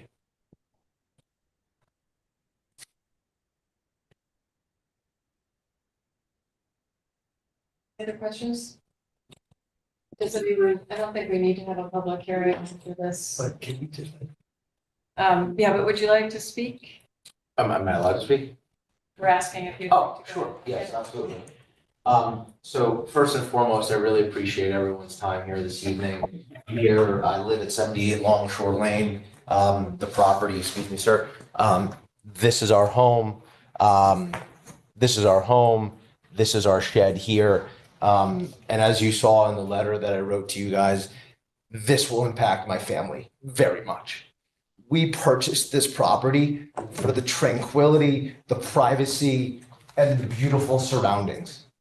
This installation of this path will destroy the way in which my family lives because I have 3 young children. We love our property. We are already, I went to my barn yesterday, which again is adjacent to this property. And now I have to consider looking around the corner to see who may be trespassing down that path. Okay? They're not trespassing down the path. if it's- There is no path. There never has been a But path. it's on their land. It's on their land, So they correct? wouldn't be ma'am. It wouldn't be trespassing. trust. No, I'm saying if anybody coming down that illegally, not necessarily the Fogels. Okay. But again, we are adjacent to the surf club and we do have a lot of children on bicycles, et cetera. And this is really just inviting trespassing type behavior. We've had these issues on Longshore Lane before. And as you can see in some of the exhibits, I don't know, Aaron, if you can pull them up or I can share some of these with you here. This is flooding that occurs, all those Phragmites, all of these wood chips will come onto my property quite often, as you can see. We did That's see, these are on file. Yeah, thanks. okay. And so in addition, yes, I recall the conversation quite well. I was in Washington, DC. Mr. John DeLora called me and said, Stephen, what's going on at the property? Apparently my landscaper went over the property line and removed concrete illegally dumped here as he was removing it from our home. The disturbed area that actually occurred in Exhibit A in the letter that I provided to you, Mr. DeLora said to Mrs. Fogel that these would repopulate and nothing ever needed to be done because there never was a path here. And there is access from Maplewood. I used to actually be not a member, but I was part of the surrounding land with Ed Zimmerman. I myself accessed this property via a mower from Maplewood Lane. I constructed myself the bridge that goes from Maplewood Lane all the way down to the beach through those other 3 paths. So I know for fact that there is access. There's no reason to get a 48-inch mower or an ATV back here. If the Fogels wanted to actually maintain this property, they could start by maintaining all the property adjacent to the street, to which they have never maintained since the day they purchased it. It is overgrown, it is blighted, etc. And so we have invested significantly. You can also see in the opposition that I provided to you folks, we have invested significantly in our home to take advantage of all of the beautiful surroundings to which we have, not to mention the fact that, again, you know, we purchased this knowing that there was a conservation easement on the property. Okay, this is in the land records. Mr. Crosby, who is the attorney for the Fogels, acknowledged such in a letter in 2018, saying that the settlement agreement and the conservation easement agreement, the conservation agreement, was in full effect, to which this very board voted on in 2011 and approved, which became a judgment of the court. A state judge signed off on it. Now that the Fogels own it, they're saying that the conservation easement is not applicable. And so it causes me great concern that the applicant acknowledged in 2018 that the conservation easement was in full effect. They in fact sued Ed Zimmerman, who in fact they purchased the land from, for enforcement of that very settlement agreement. And now that they own the settlement agreement, they're saying we don't have to abide by that settlement agreement. The one that they filed on their own on the land records when they didn't even own it, they're now saying we don't have to, the conservation easement doesn't exist. It's my understanding that a conservation easement stays with the land. Is that right? Correct. I think you should allow Mr. Carrabba to finish what he would like to say to the commission, determine whether or not he would like to hold a public hearing, and allow the applicant to address the concerns that are raised. Okay. Sure. So the town attorney, again, this settlement agreement was signed in 2011, approved by this board. Mr. Crosby, again, acknowledged, and I have a copy of the letter that he wrote on his letterhead, acknowledging that there is in fact a conservation easement on the land in 2018. Subsequently, now their argument is there was an escrow agreement put in place in 2015, 2 years after the signing of the actual settlement agreement that was put on the land records. The conservation easement itself was not recorded on the land records. It was referenced in the actual settlement agreement as an appendix. Okay.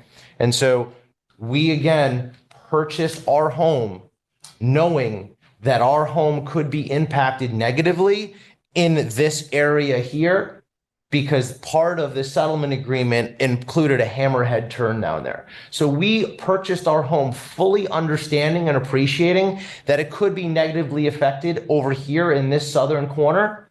Never in a million years did we ever expect to have a full path destroying the environment to which we love and my family cherishes, me and my 3 young children and my lovely wife, every day.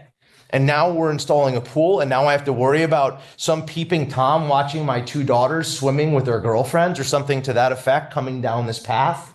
Okay, I think we've heard enough. Okay, certainly. I apologize. I'm just very emotional. This means a lot to me. I hear you. Thank you. And I don't know how frequently this path would be used, but my understanding would be that if whether the conservation easement is still in place, regardless, it needs to be maintained. This land needs to be maintained. And I agree with you. I know that what you're talking about with the invasives and the overgrowth and everything. So I think that there's a reason to get some equipment in there and try to take care of the invasives. I've offered an easement to the Fogels, and they have not responded.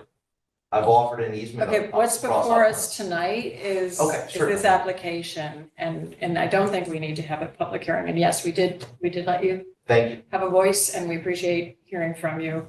Does anyone have any other thoughts or comments? Yeah, I have one. You know, it seems to me that this is right by the surf club, and if you put a path, it's an open invitation for folks to wander up the path. you need to have some kind of sign up saying trespassers will be shot. Otherwise, live in an area like open space, I don't think it's absurd to think that lots of folks will decide to wander up. It's happened historically. No different than they can wander down the two driveways over there as well, you know, so. At the that's- beach. The beach, you know, people come over from the surf club, and people come from, there's kids playing at Exchange Field, you know, all year long, except for the winter months. In fact, we just improved one of those fields. Yeah. Yeah, well, there's a lot of traffic in the area. I'm curious as to what kind of access is there that would allow that to happen. I don't know if, I haven't seen any pictures or anything. It's a private road. You'd have to wander over from Exchange Field or from the surf club. So you're telling me there's no fence or anything there? Not now. No, There's a no, fence on the edge of Long. Exchange. Along Longshore there Yeah, is. and there's trees and brushes and stuff, but it's very thin. Can you see the path?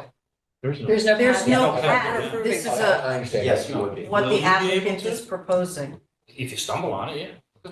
There would be I a think- 6 foot wide clearing, Right, I basically, understand that. But I'm just, with pervious materials. I would remind the commission that you're looking at this through the lens of a coastal application. Right, This is not a special use permit right. for good point. regulating. And we've heard a from path. inland wetlands and we've heard from deep, Correct. and some adjustments have been made. I agree. I don't see any. The reason- applicant I don't see has any their reason hand not to raised as well, have Madam a Chair. public hearing. It's on their property and it meets all the other requirements, so. Mr. Garcia, did you want to? If there's a real concern and that trespassing becomes a problem, I'm sure my client will gate it off. We can put an attractive gate up there. But until such that happens, I don't think we need anything yet.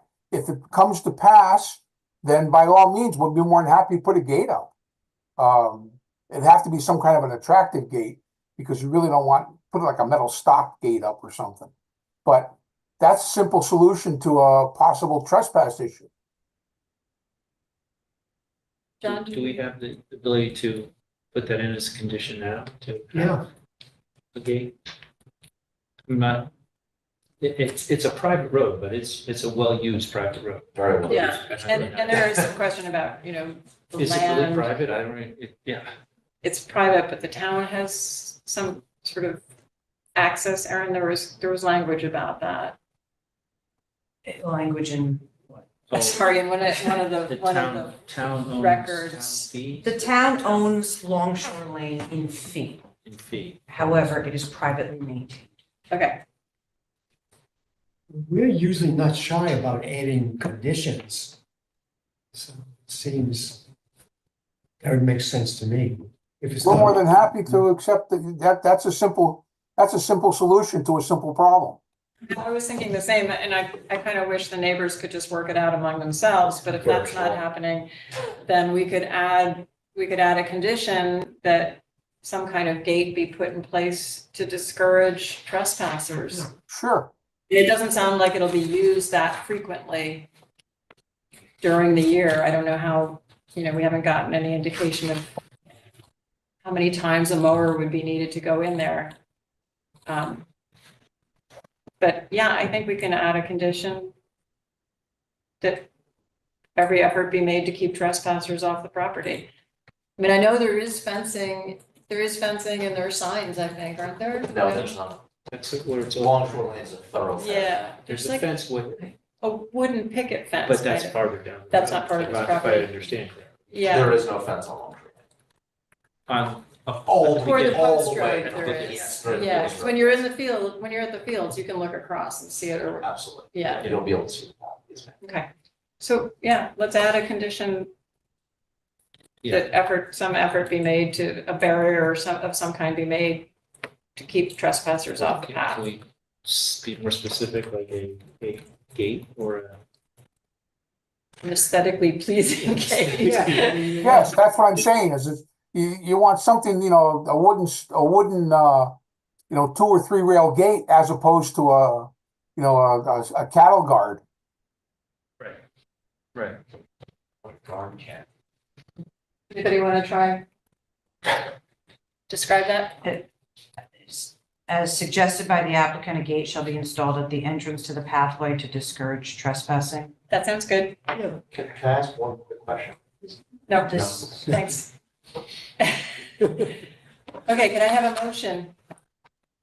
I'll make a motion. And we have staff recommendations and staff motion with the additional gate. It's only when they added it. Number 5.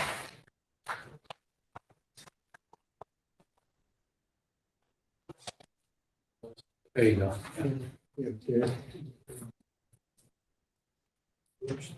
Okay. oh, sorry, it's within the staff report. Yeah, it's- I apologize, Andy. I'll just read from the bottom. Following draft resolution is offered. The Madison Planning and Zoning Commission approves application number 24-32, Longshore Lane, map 25, lot 74-1, R2, zone R2, owner LSL LLC, applicant Lily Fogel. Coastal site plan, construct 6-foot wide stone wood chip access trail to the interior of the parcel as shown on application documents with the following condition. 1, that the zoning enforcement officer be notified at least 48 hours prior to the commencement of each phase of this regulated activity. 2, that prior to any site disturbance, the applicant shall ensure the tidal wetland boundary is field staked in an effort to protect adjacent tidal wetlands and contain all activities within the upland jurisdiction of the local commission. 3, that all erosion and sedimentation controls be installed prior to any site disturbance and be maintained for the duration of construction activities until the site is sufficiently stabilized to the satisfaction of the zoning enforcement officer. 4, that the area adjacent to the tidal wetlands, the applicant shall reduce trail width to the minimum required for lawnmower access no greater than 5 feet in width. This shall be added to the plan set and submitted to the zoning enforcement officer prior to any site disturbance. And 5, that the property, the applicant install a fence. It's up on, can you read it? Do you want me to read? It says as, and you can modify it as you need it. As suggested by the applicant, a gate shall be installed at the entrance to the pathway to discourage trespassing. Sounds good to me, as Aaron said. Yeah. Thanks, Aaron. All right, I'll continue. Continuing on.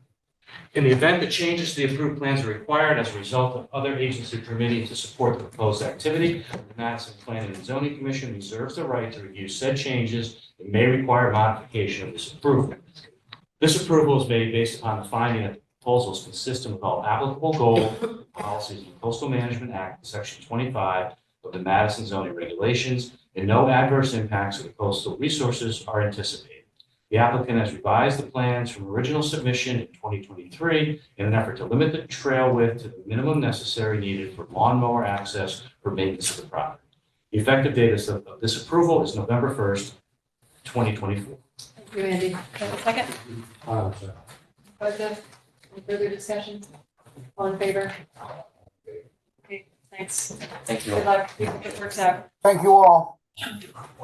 Thank you. Okay, next Thank on you, the guys. agenda is 24-3521 Circle Beach Road, but Aaron, as I understand, the applicant has requested to table it to the November 7th meeting, so It's not necessarily a table, but we've had, a request, but we've had discussion and updated plans have not yet been submitted. So it would be staff's recommendation to table this to November 7th. could I have a motion to table? Any further discussion? All in favor? November 7th. Okay. And the next item on the agenda, 24-36, has been, the public hearing has been continued to November 7th. So next, we have a referral from the Old Elm Street Local Historic District Study Committee. Tom Boyle, Chair of the Study Committee. Thank you for your patience. Tom, through our I could certainly have done this online, but I much prefer. the ambiance of the place. So, Welcome. thank you.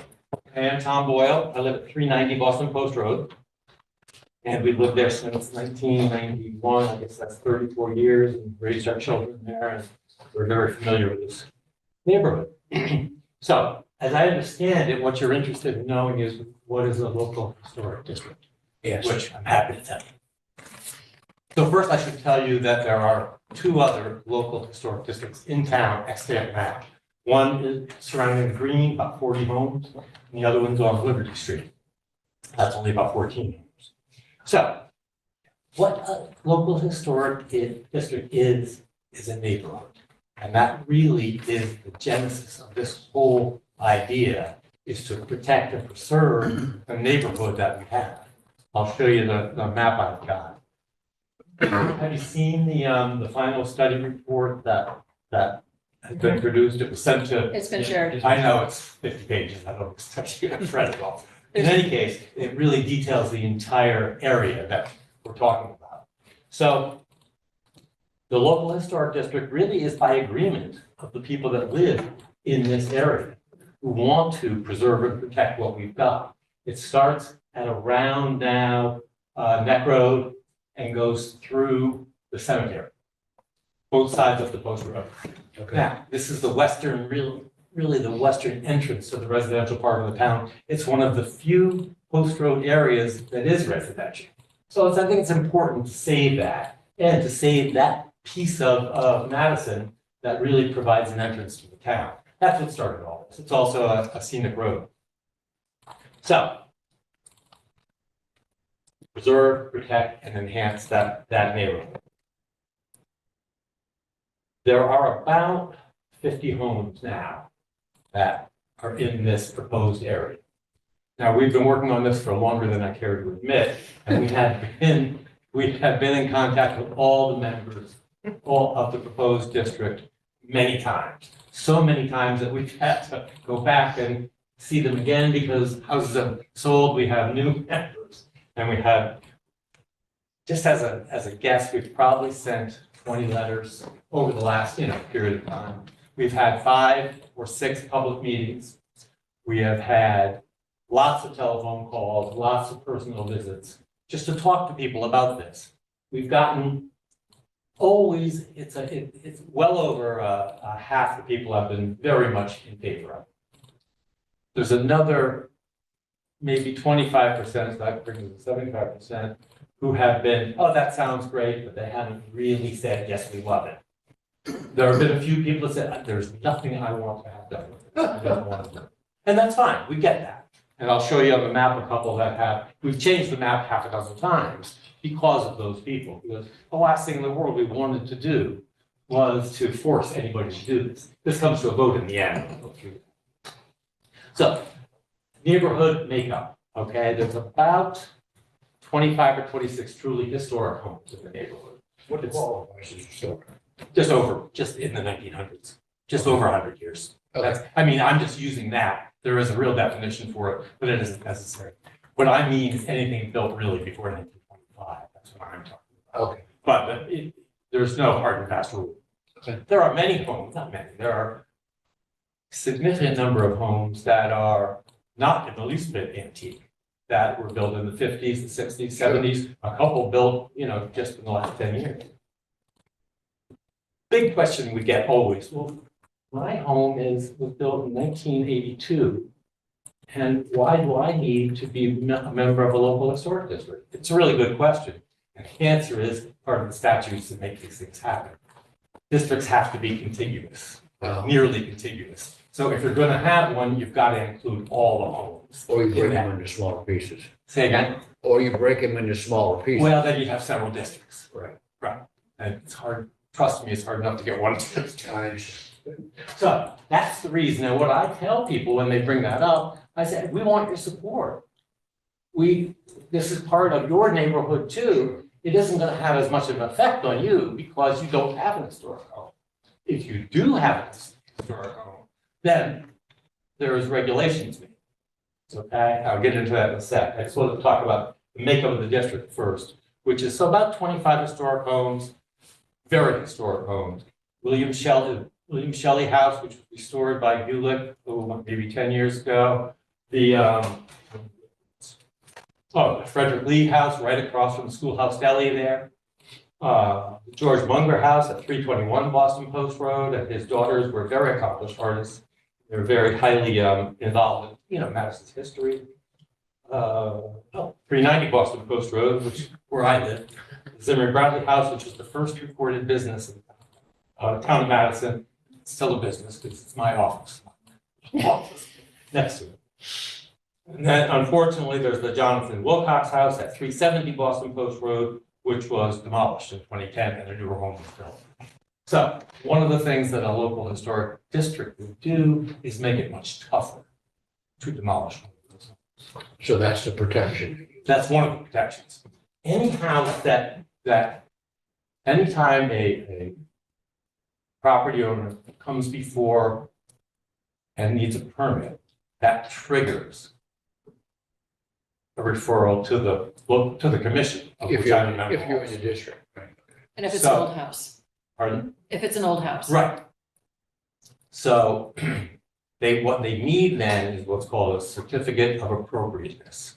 So we look at their plans, the commission does now, look at their plans and says, that's great, or we might have some advice for them, or we might say, that's not gonna fly. You're making a beautiful old home into something that isn't beautiful and old anymore. That hasn't happened. In my experience on the commission, I've been there since its inception. But that's what triggers it, is a permit application, that's all it is. If it's a newer home, it's a minor thing, because there isn't really much. I mean, it should be in keeping with they still have to come in front of us. They still need a certificate of appropriateness. But there isn't much that we would do with those because all they have to do is keep within keeping, they would do it anyway. I mean, nobody's gonna put a barn silo on a house. So that's how it triggers. And that's where the regulation comes in, and that's where the meat of this is the certificate of appropriateness. So here's the. Tom, can I just Yeah, go ahead. add, that Please. full disclosure, I'm on this committee. Yeah. Well, there's two things. There's the committee, which is mostly made up of the Historic District Commission members. The committee was formed to do just this. The commission is the regulatory body that does this work. And yeah, Carol's on. And I serve as an alternate on the Historic District Commission, and while we're at it, I live in the Madison Green Historic District. So, there, it's all out. Oh, that was it. Total transparency. Oh, okay, yeah. I was gonna bring it up, but I waited for you. So this is the district. It started a while ago, down here at the salmon colored house next to the Winter Club. I see, The Winter Club, I could not convince to be in this. I wouldn't think so. Simple, yeah, it was an easy one for that. Also, I could not convince Kelly and Kingsley, who are dear friends of ours. Our daughter was married on their farm. But as you know, or may know, that half of this is now a new subdivision, and the front half is still, I don't know, 4 or 5 acres, and they just couldn't bring themselves to put any kind of other regulation on it. I asked them to put a little strip across, perhaps, and they just couldn't see their way clear to do it. And also the Unitarian Church was not interested, so we took them out. These, couple of these have happened years ago. There's an old map that I'm gonna redo before our final meeting. These are fairly new, and they're at the beginning of the district, so that contiguous nature of it isn't affected by that. So that's it. I mean, it starts now that's Frederick Lee House. This is Neck Road here. Yeah. A couple houses this way. And then it stops at the cemetery, who is very much behind it. I was concerned about that. They're very much behind it. And Tom, it connects with the Green Historic District. It really doesn't. Here is the last, this is the last part of the Green Historic Well, District. I think even the houses on the No. curve. No, they're not. Where the sign is? On this side they are. Yeah, that's Yeah, right. yes, I'm sorry. That's On the right. south side they are. Right. On the north side, it ends here. Right. Yeah. What are the downsides to the people who have homes in that area that are technically historic homes? Do they have appliances that they have to maintain that could affect either the value of their home, the resale, or anything else? Is that the main objection that you get? I mean, the main objection when it comes, and it hasn't come from any of the old homeowners. It hasn't come from any of the old homeowners that I'm aware of. The main objection is, I don't need more regulations. Yeah. whether it's a big effect or not, and I understand that. But, you know, we all have to regulate. There are zoning regulations. We need these things. And that's how I guess that's what I'm getting at. What type of regulations that would be additive then? I mean, we all have to live by regulations. Sure. But this is obviously on top of that, and that gives them pause for concern. You know, I'm just curious as to what those objections are. You know, I hate to use the word plausible, but. Well, I can answer that two ways, okay? First of all, that in the districts that are already extant, we've had maybe 50 applications. We have approved almost all of them. We've made modifications to some of them.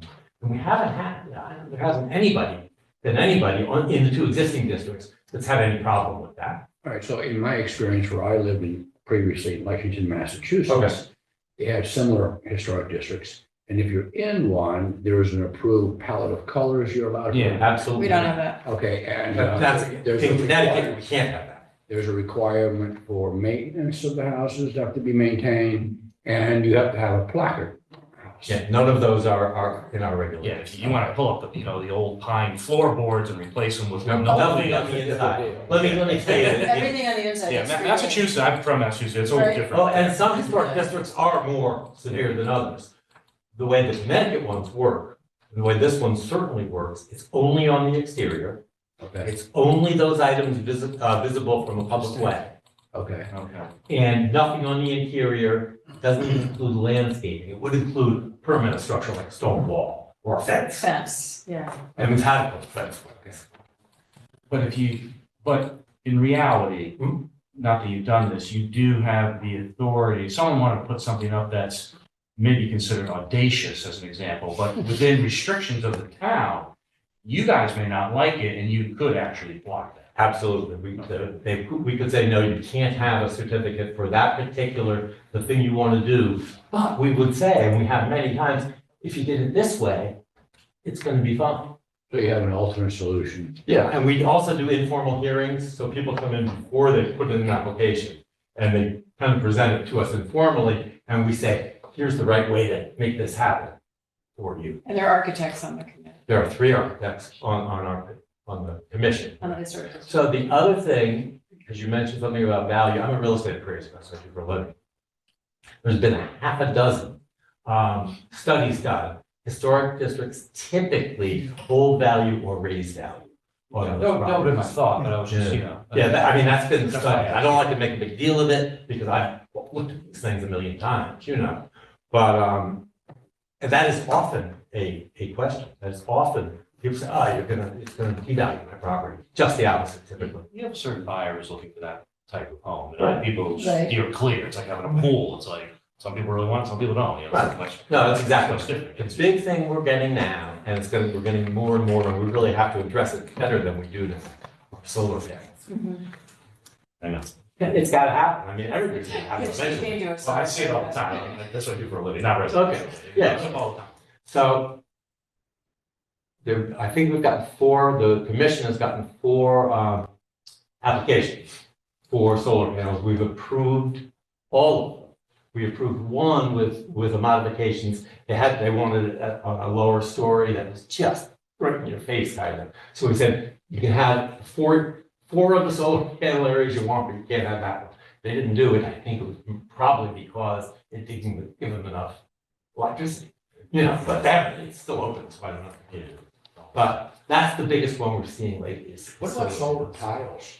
But If the solar. The shingles, Yeah, the shingles instead of. yeah, I can't wait for those. I think they're gonna be great. right now they're too expensive. right? It's too expensive, the efficiency's too low. They're mandated in California, not the tiles, but, you know, any new property that's built has to have solar integrated, whether it's traditional panels are integrated to the, so. The other thing about the regulations is anything you're doing to replace what's already there, you don't even need a certificate. Yeah. You just do it. It's fine. The same. If it's the same material, if you're taking off a wood roof and you want to put an asphalt, you gotta come talk.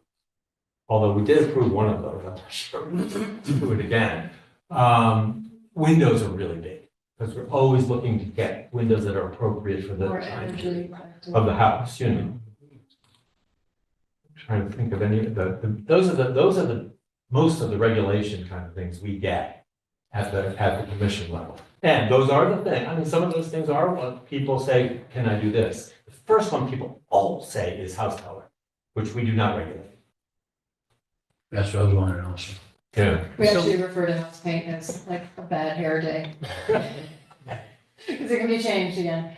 I just wanted to also add that if you walk down the post road along the town green, the existing historic houses there, if you look behind them, you can see many additions and pools. And, They don't you know, face the road. it just shows that you can do a lot with a historic house if the land is there. I mean, this may be anecdotal, but is there any benefit to the town, you know, from an appeal perspective, from a, you know, a valuation perspective? Well, in our- I'm gonna argue that there is. I'm saying, is there, my knowledge of that is anecdotal. Is there actual factual information that says, you know, property values go up when you have more historic districts and surrounding areas or anything? Just adds to the character. Property values to each of the homes have been shown to go up, yeah. At Liberty Street especially, I think. Well, everything's going up. Exactly. I mean, It's whether very it's hard to historic or separate it not. out sometimes. Yeah, there may be two things. But this would guard against any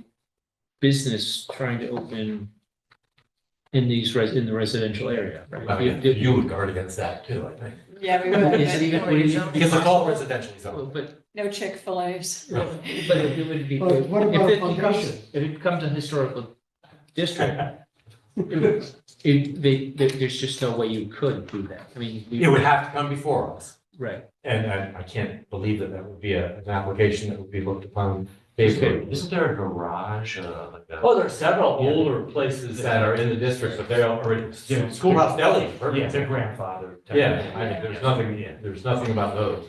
Nothing that's there already is gonna change. Tom, can you talk through the process and Oh, yeah, that's- why you're before the commission? Yeah. Why the commission received the referral in the first place? Yeah, so we have to, it's just the way it works. And again, this is all state statute and regulations. And I learned more about these in the last 6 months than I ever knew. So the study report really was the trigger for all of this, and that has now been completed. That's what took us the longest to finish. And that was done on September 23rd. That's when you guys got it. Correct. So the next thing that happens is that we have to have a final public meeting. It's a very important one. Because that's the one where we say to everybody, this is really happening now. Very important. So we will get a big turnout for that. And that happens on November the 13th. No, that's when the invitation is sent, excuse me. Yeah. That happens on December 10th. December the 10th. That's the final meeting. But then that report after the final public meeting, and there might be some objections, wouldn't shock me if this changed a little bit after that. Somebody raised their hand and said, "God, nothing I want to have to do with this, you know." Now, if we get too many, we're going to have a problem because we're going to start to have holes in here that you can't have. But we're going to cross that bridge when we come to it. So then that report has to be submitted from any changes from the public meeting back to you and back to the ECD. You have to look at it again. Then ballots go out. The last date at which ballots can go out, because all this was 65 to 130 days between each of these things. The last date for the ballots is April 19th. I want to get them out on April 2nd. And then they have, 15 or 20 days to return those ballots. It's a 2/3 vote. And it's 2/3 of the property owners. So my wife and I own our house together. We each get half a vote. If there's 5 owners, they each get a fifth of a vote. It's just kind of the way it works. Okay. Let's see. So the ballots must be returned by April 23rd. Legal notices, so forth, so on. Legal notices for all that happens. So assuming an affirmative vote of 2/3 of the property owners on June 25th, the Board of Selectmen has 65 days to either accept the report and enact an ordinance to actually make it happen. And it goes on the land record. It's a real thing.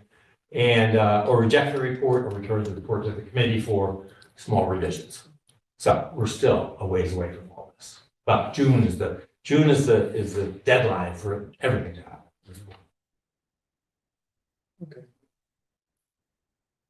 Any other questions? No, thank you for coming. Oh, pleasure. Thanks for that Pleasure. explanation. Well, I need to practice, because I have a big meeting coming up, so I have to make sure I'm prepared. So the commission Watching on YouTube. has the opportunity to make formal comments back to the study committee. If you choose to do that, I think it's more from a planning hat, right? And my recommendation would be to look to your most recently approved P O C D for policies. One that I did locate on your behalf is policy C. Remember? Happens to say, we've had quite a bit of discussion on historic preservation, and policy C in the new P O C D states to preserve, one of the goals is to preserve and promote Madison's historical and cultural landmarks, both public and private. And under that goal, one of the actions is to develop long-range preservation for Madison, which you have various considerations within there, one of which is to develop regulations and incentives to protect historic resources. So I think appropriately, historic districts fall under that. I see. So I don't know if you want to have more discussions about this, or if you have any other comments. I'm happy to draft your comments And I'm to the available. committee.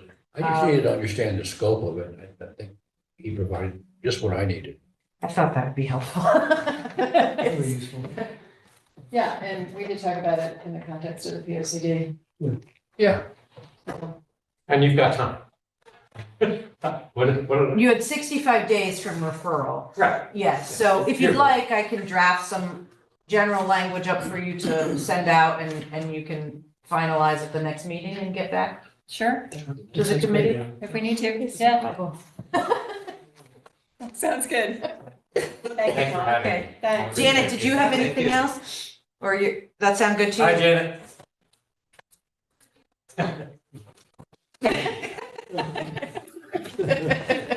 Thanks, Jennifer.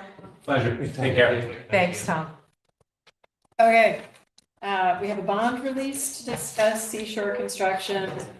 Was requested to release one-year road maintenance bond for Sandy Hollow subdivision Dairy Hill Extension in the amount of $3,550. Aaron, did you want to add anything to that? Yes, last year, the commission voted to favorably recommend the acceptance of the road to the Board of Selectmen.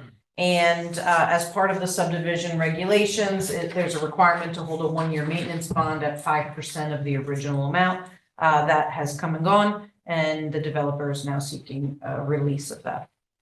And that would return the funds to him.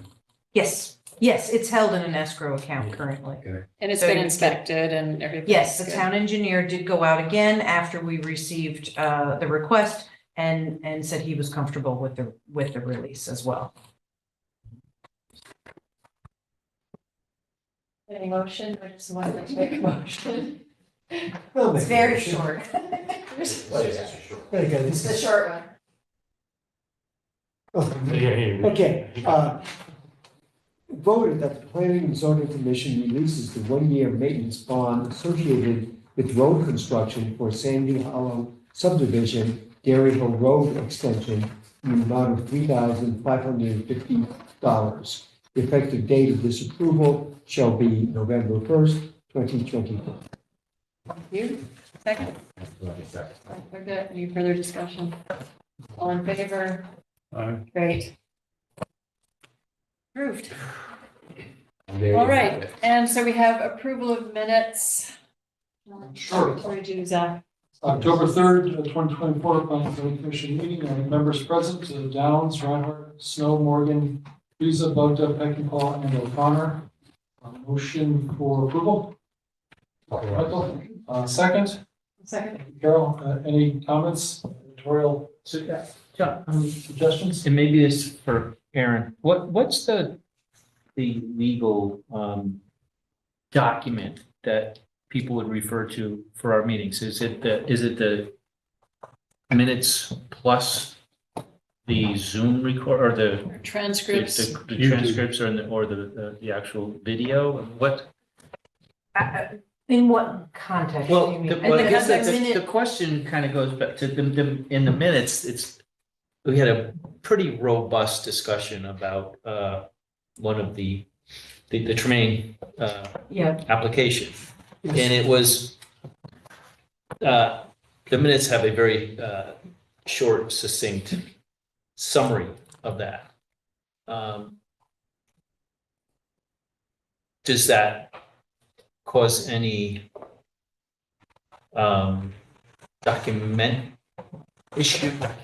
documenting issues or?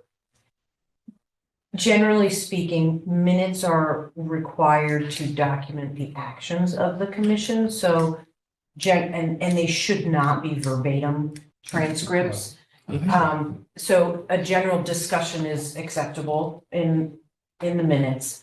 In the case of an appeal, that is when we go back and order a transcriptionist to do a verbatim transcript. So the courts do require that verbatim.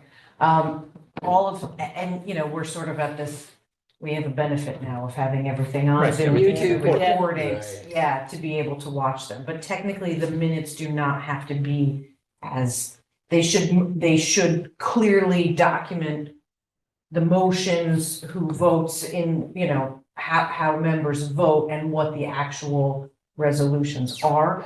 But the discussion is not. So the deliberations are recorded and available if needed. But Well, the Yeah, general part of the concept is captured in the minutes, yes. But they don't have to go into that level of detail. Okay. No. Fair enough. Good to know. You'll notice that at the next meeting because I have to do the minutes for this meeting. Well, it struck us. Discussion happened, it was approved, okay. It struck us for that last one, I think, that was. And there was a lot of discussion. that was a If there's torturous something ordeal. relevant that you think was omitted, this is the time to make those comments and then in taking minutes for this meeting, we acknowledge the changes. But it's helpful to know that it's really the end result that's significant for the minutes. How No, right. the motion, the vote, Who's here? Yeah, it's really a record of action. record of action. Okay. Thank you. Well, and also we saw with the ledgers exactly how much detail we can get. The transcript includes coughs Sorry, and all my ums. it's all there. All there. They're expensive. We still need to approve these. Yes. Well, regarding these, Raquel is right on, I don't have any corrections. Vote to approve, all in favor? Great. Thank you. Great. Any other comments none from me? Thank you. Everyone can adjourn. Motion to adjourn. Second? All in favor? Any discussion?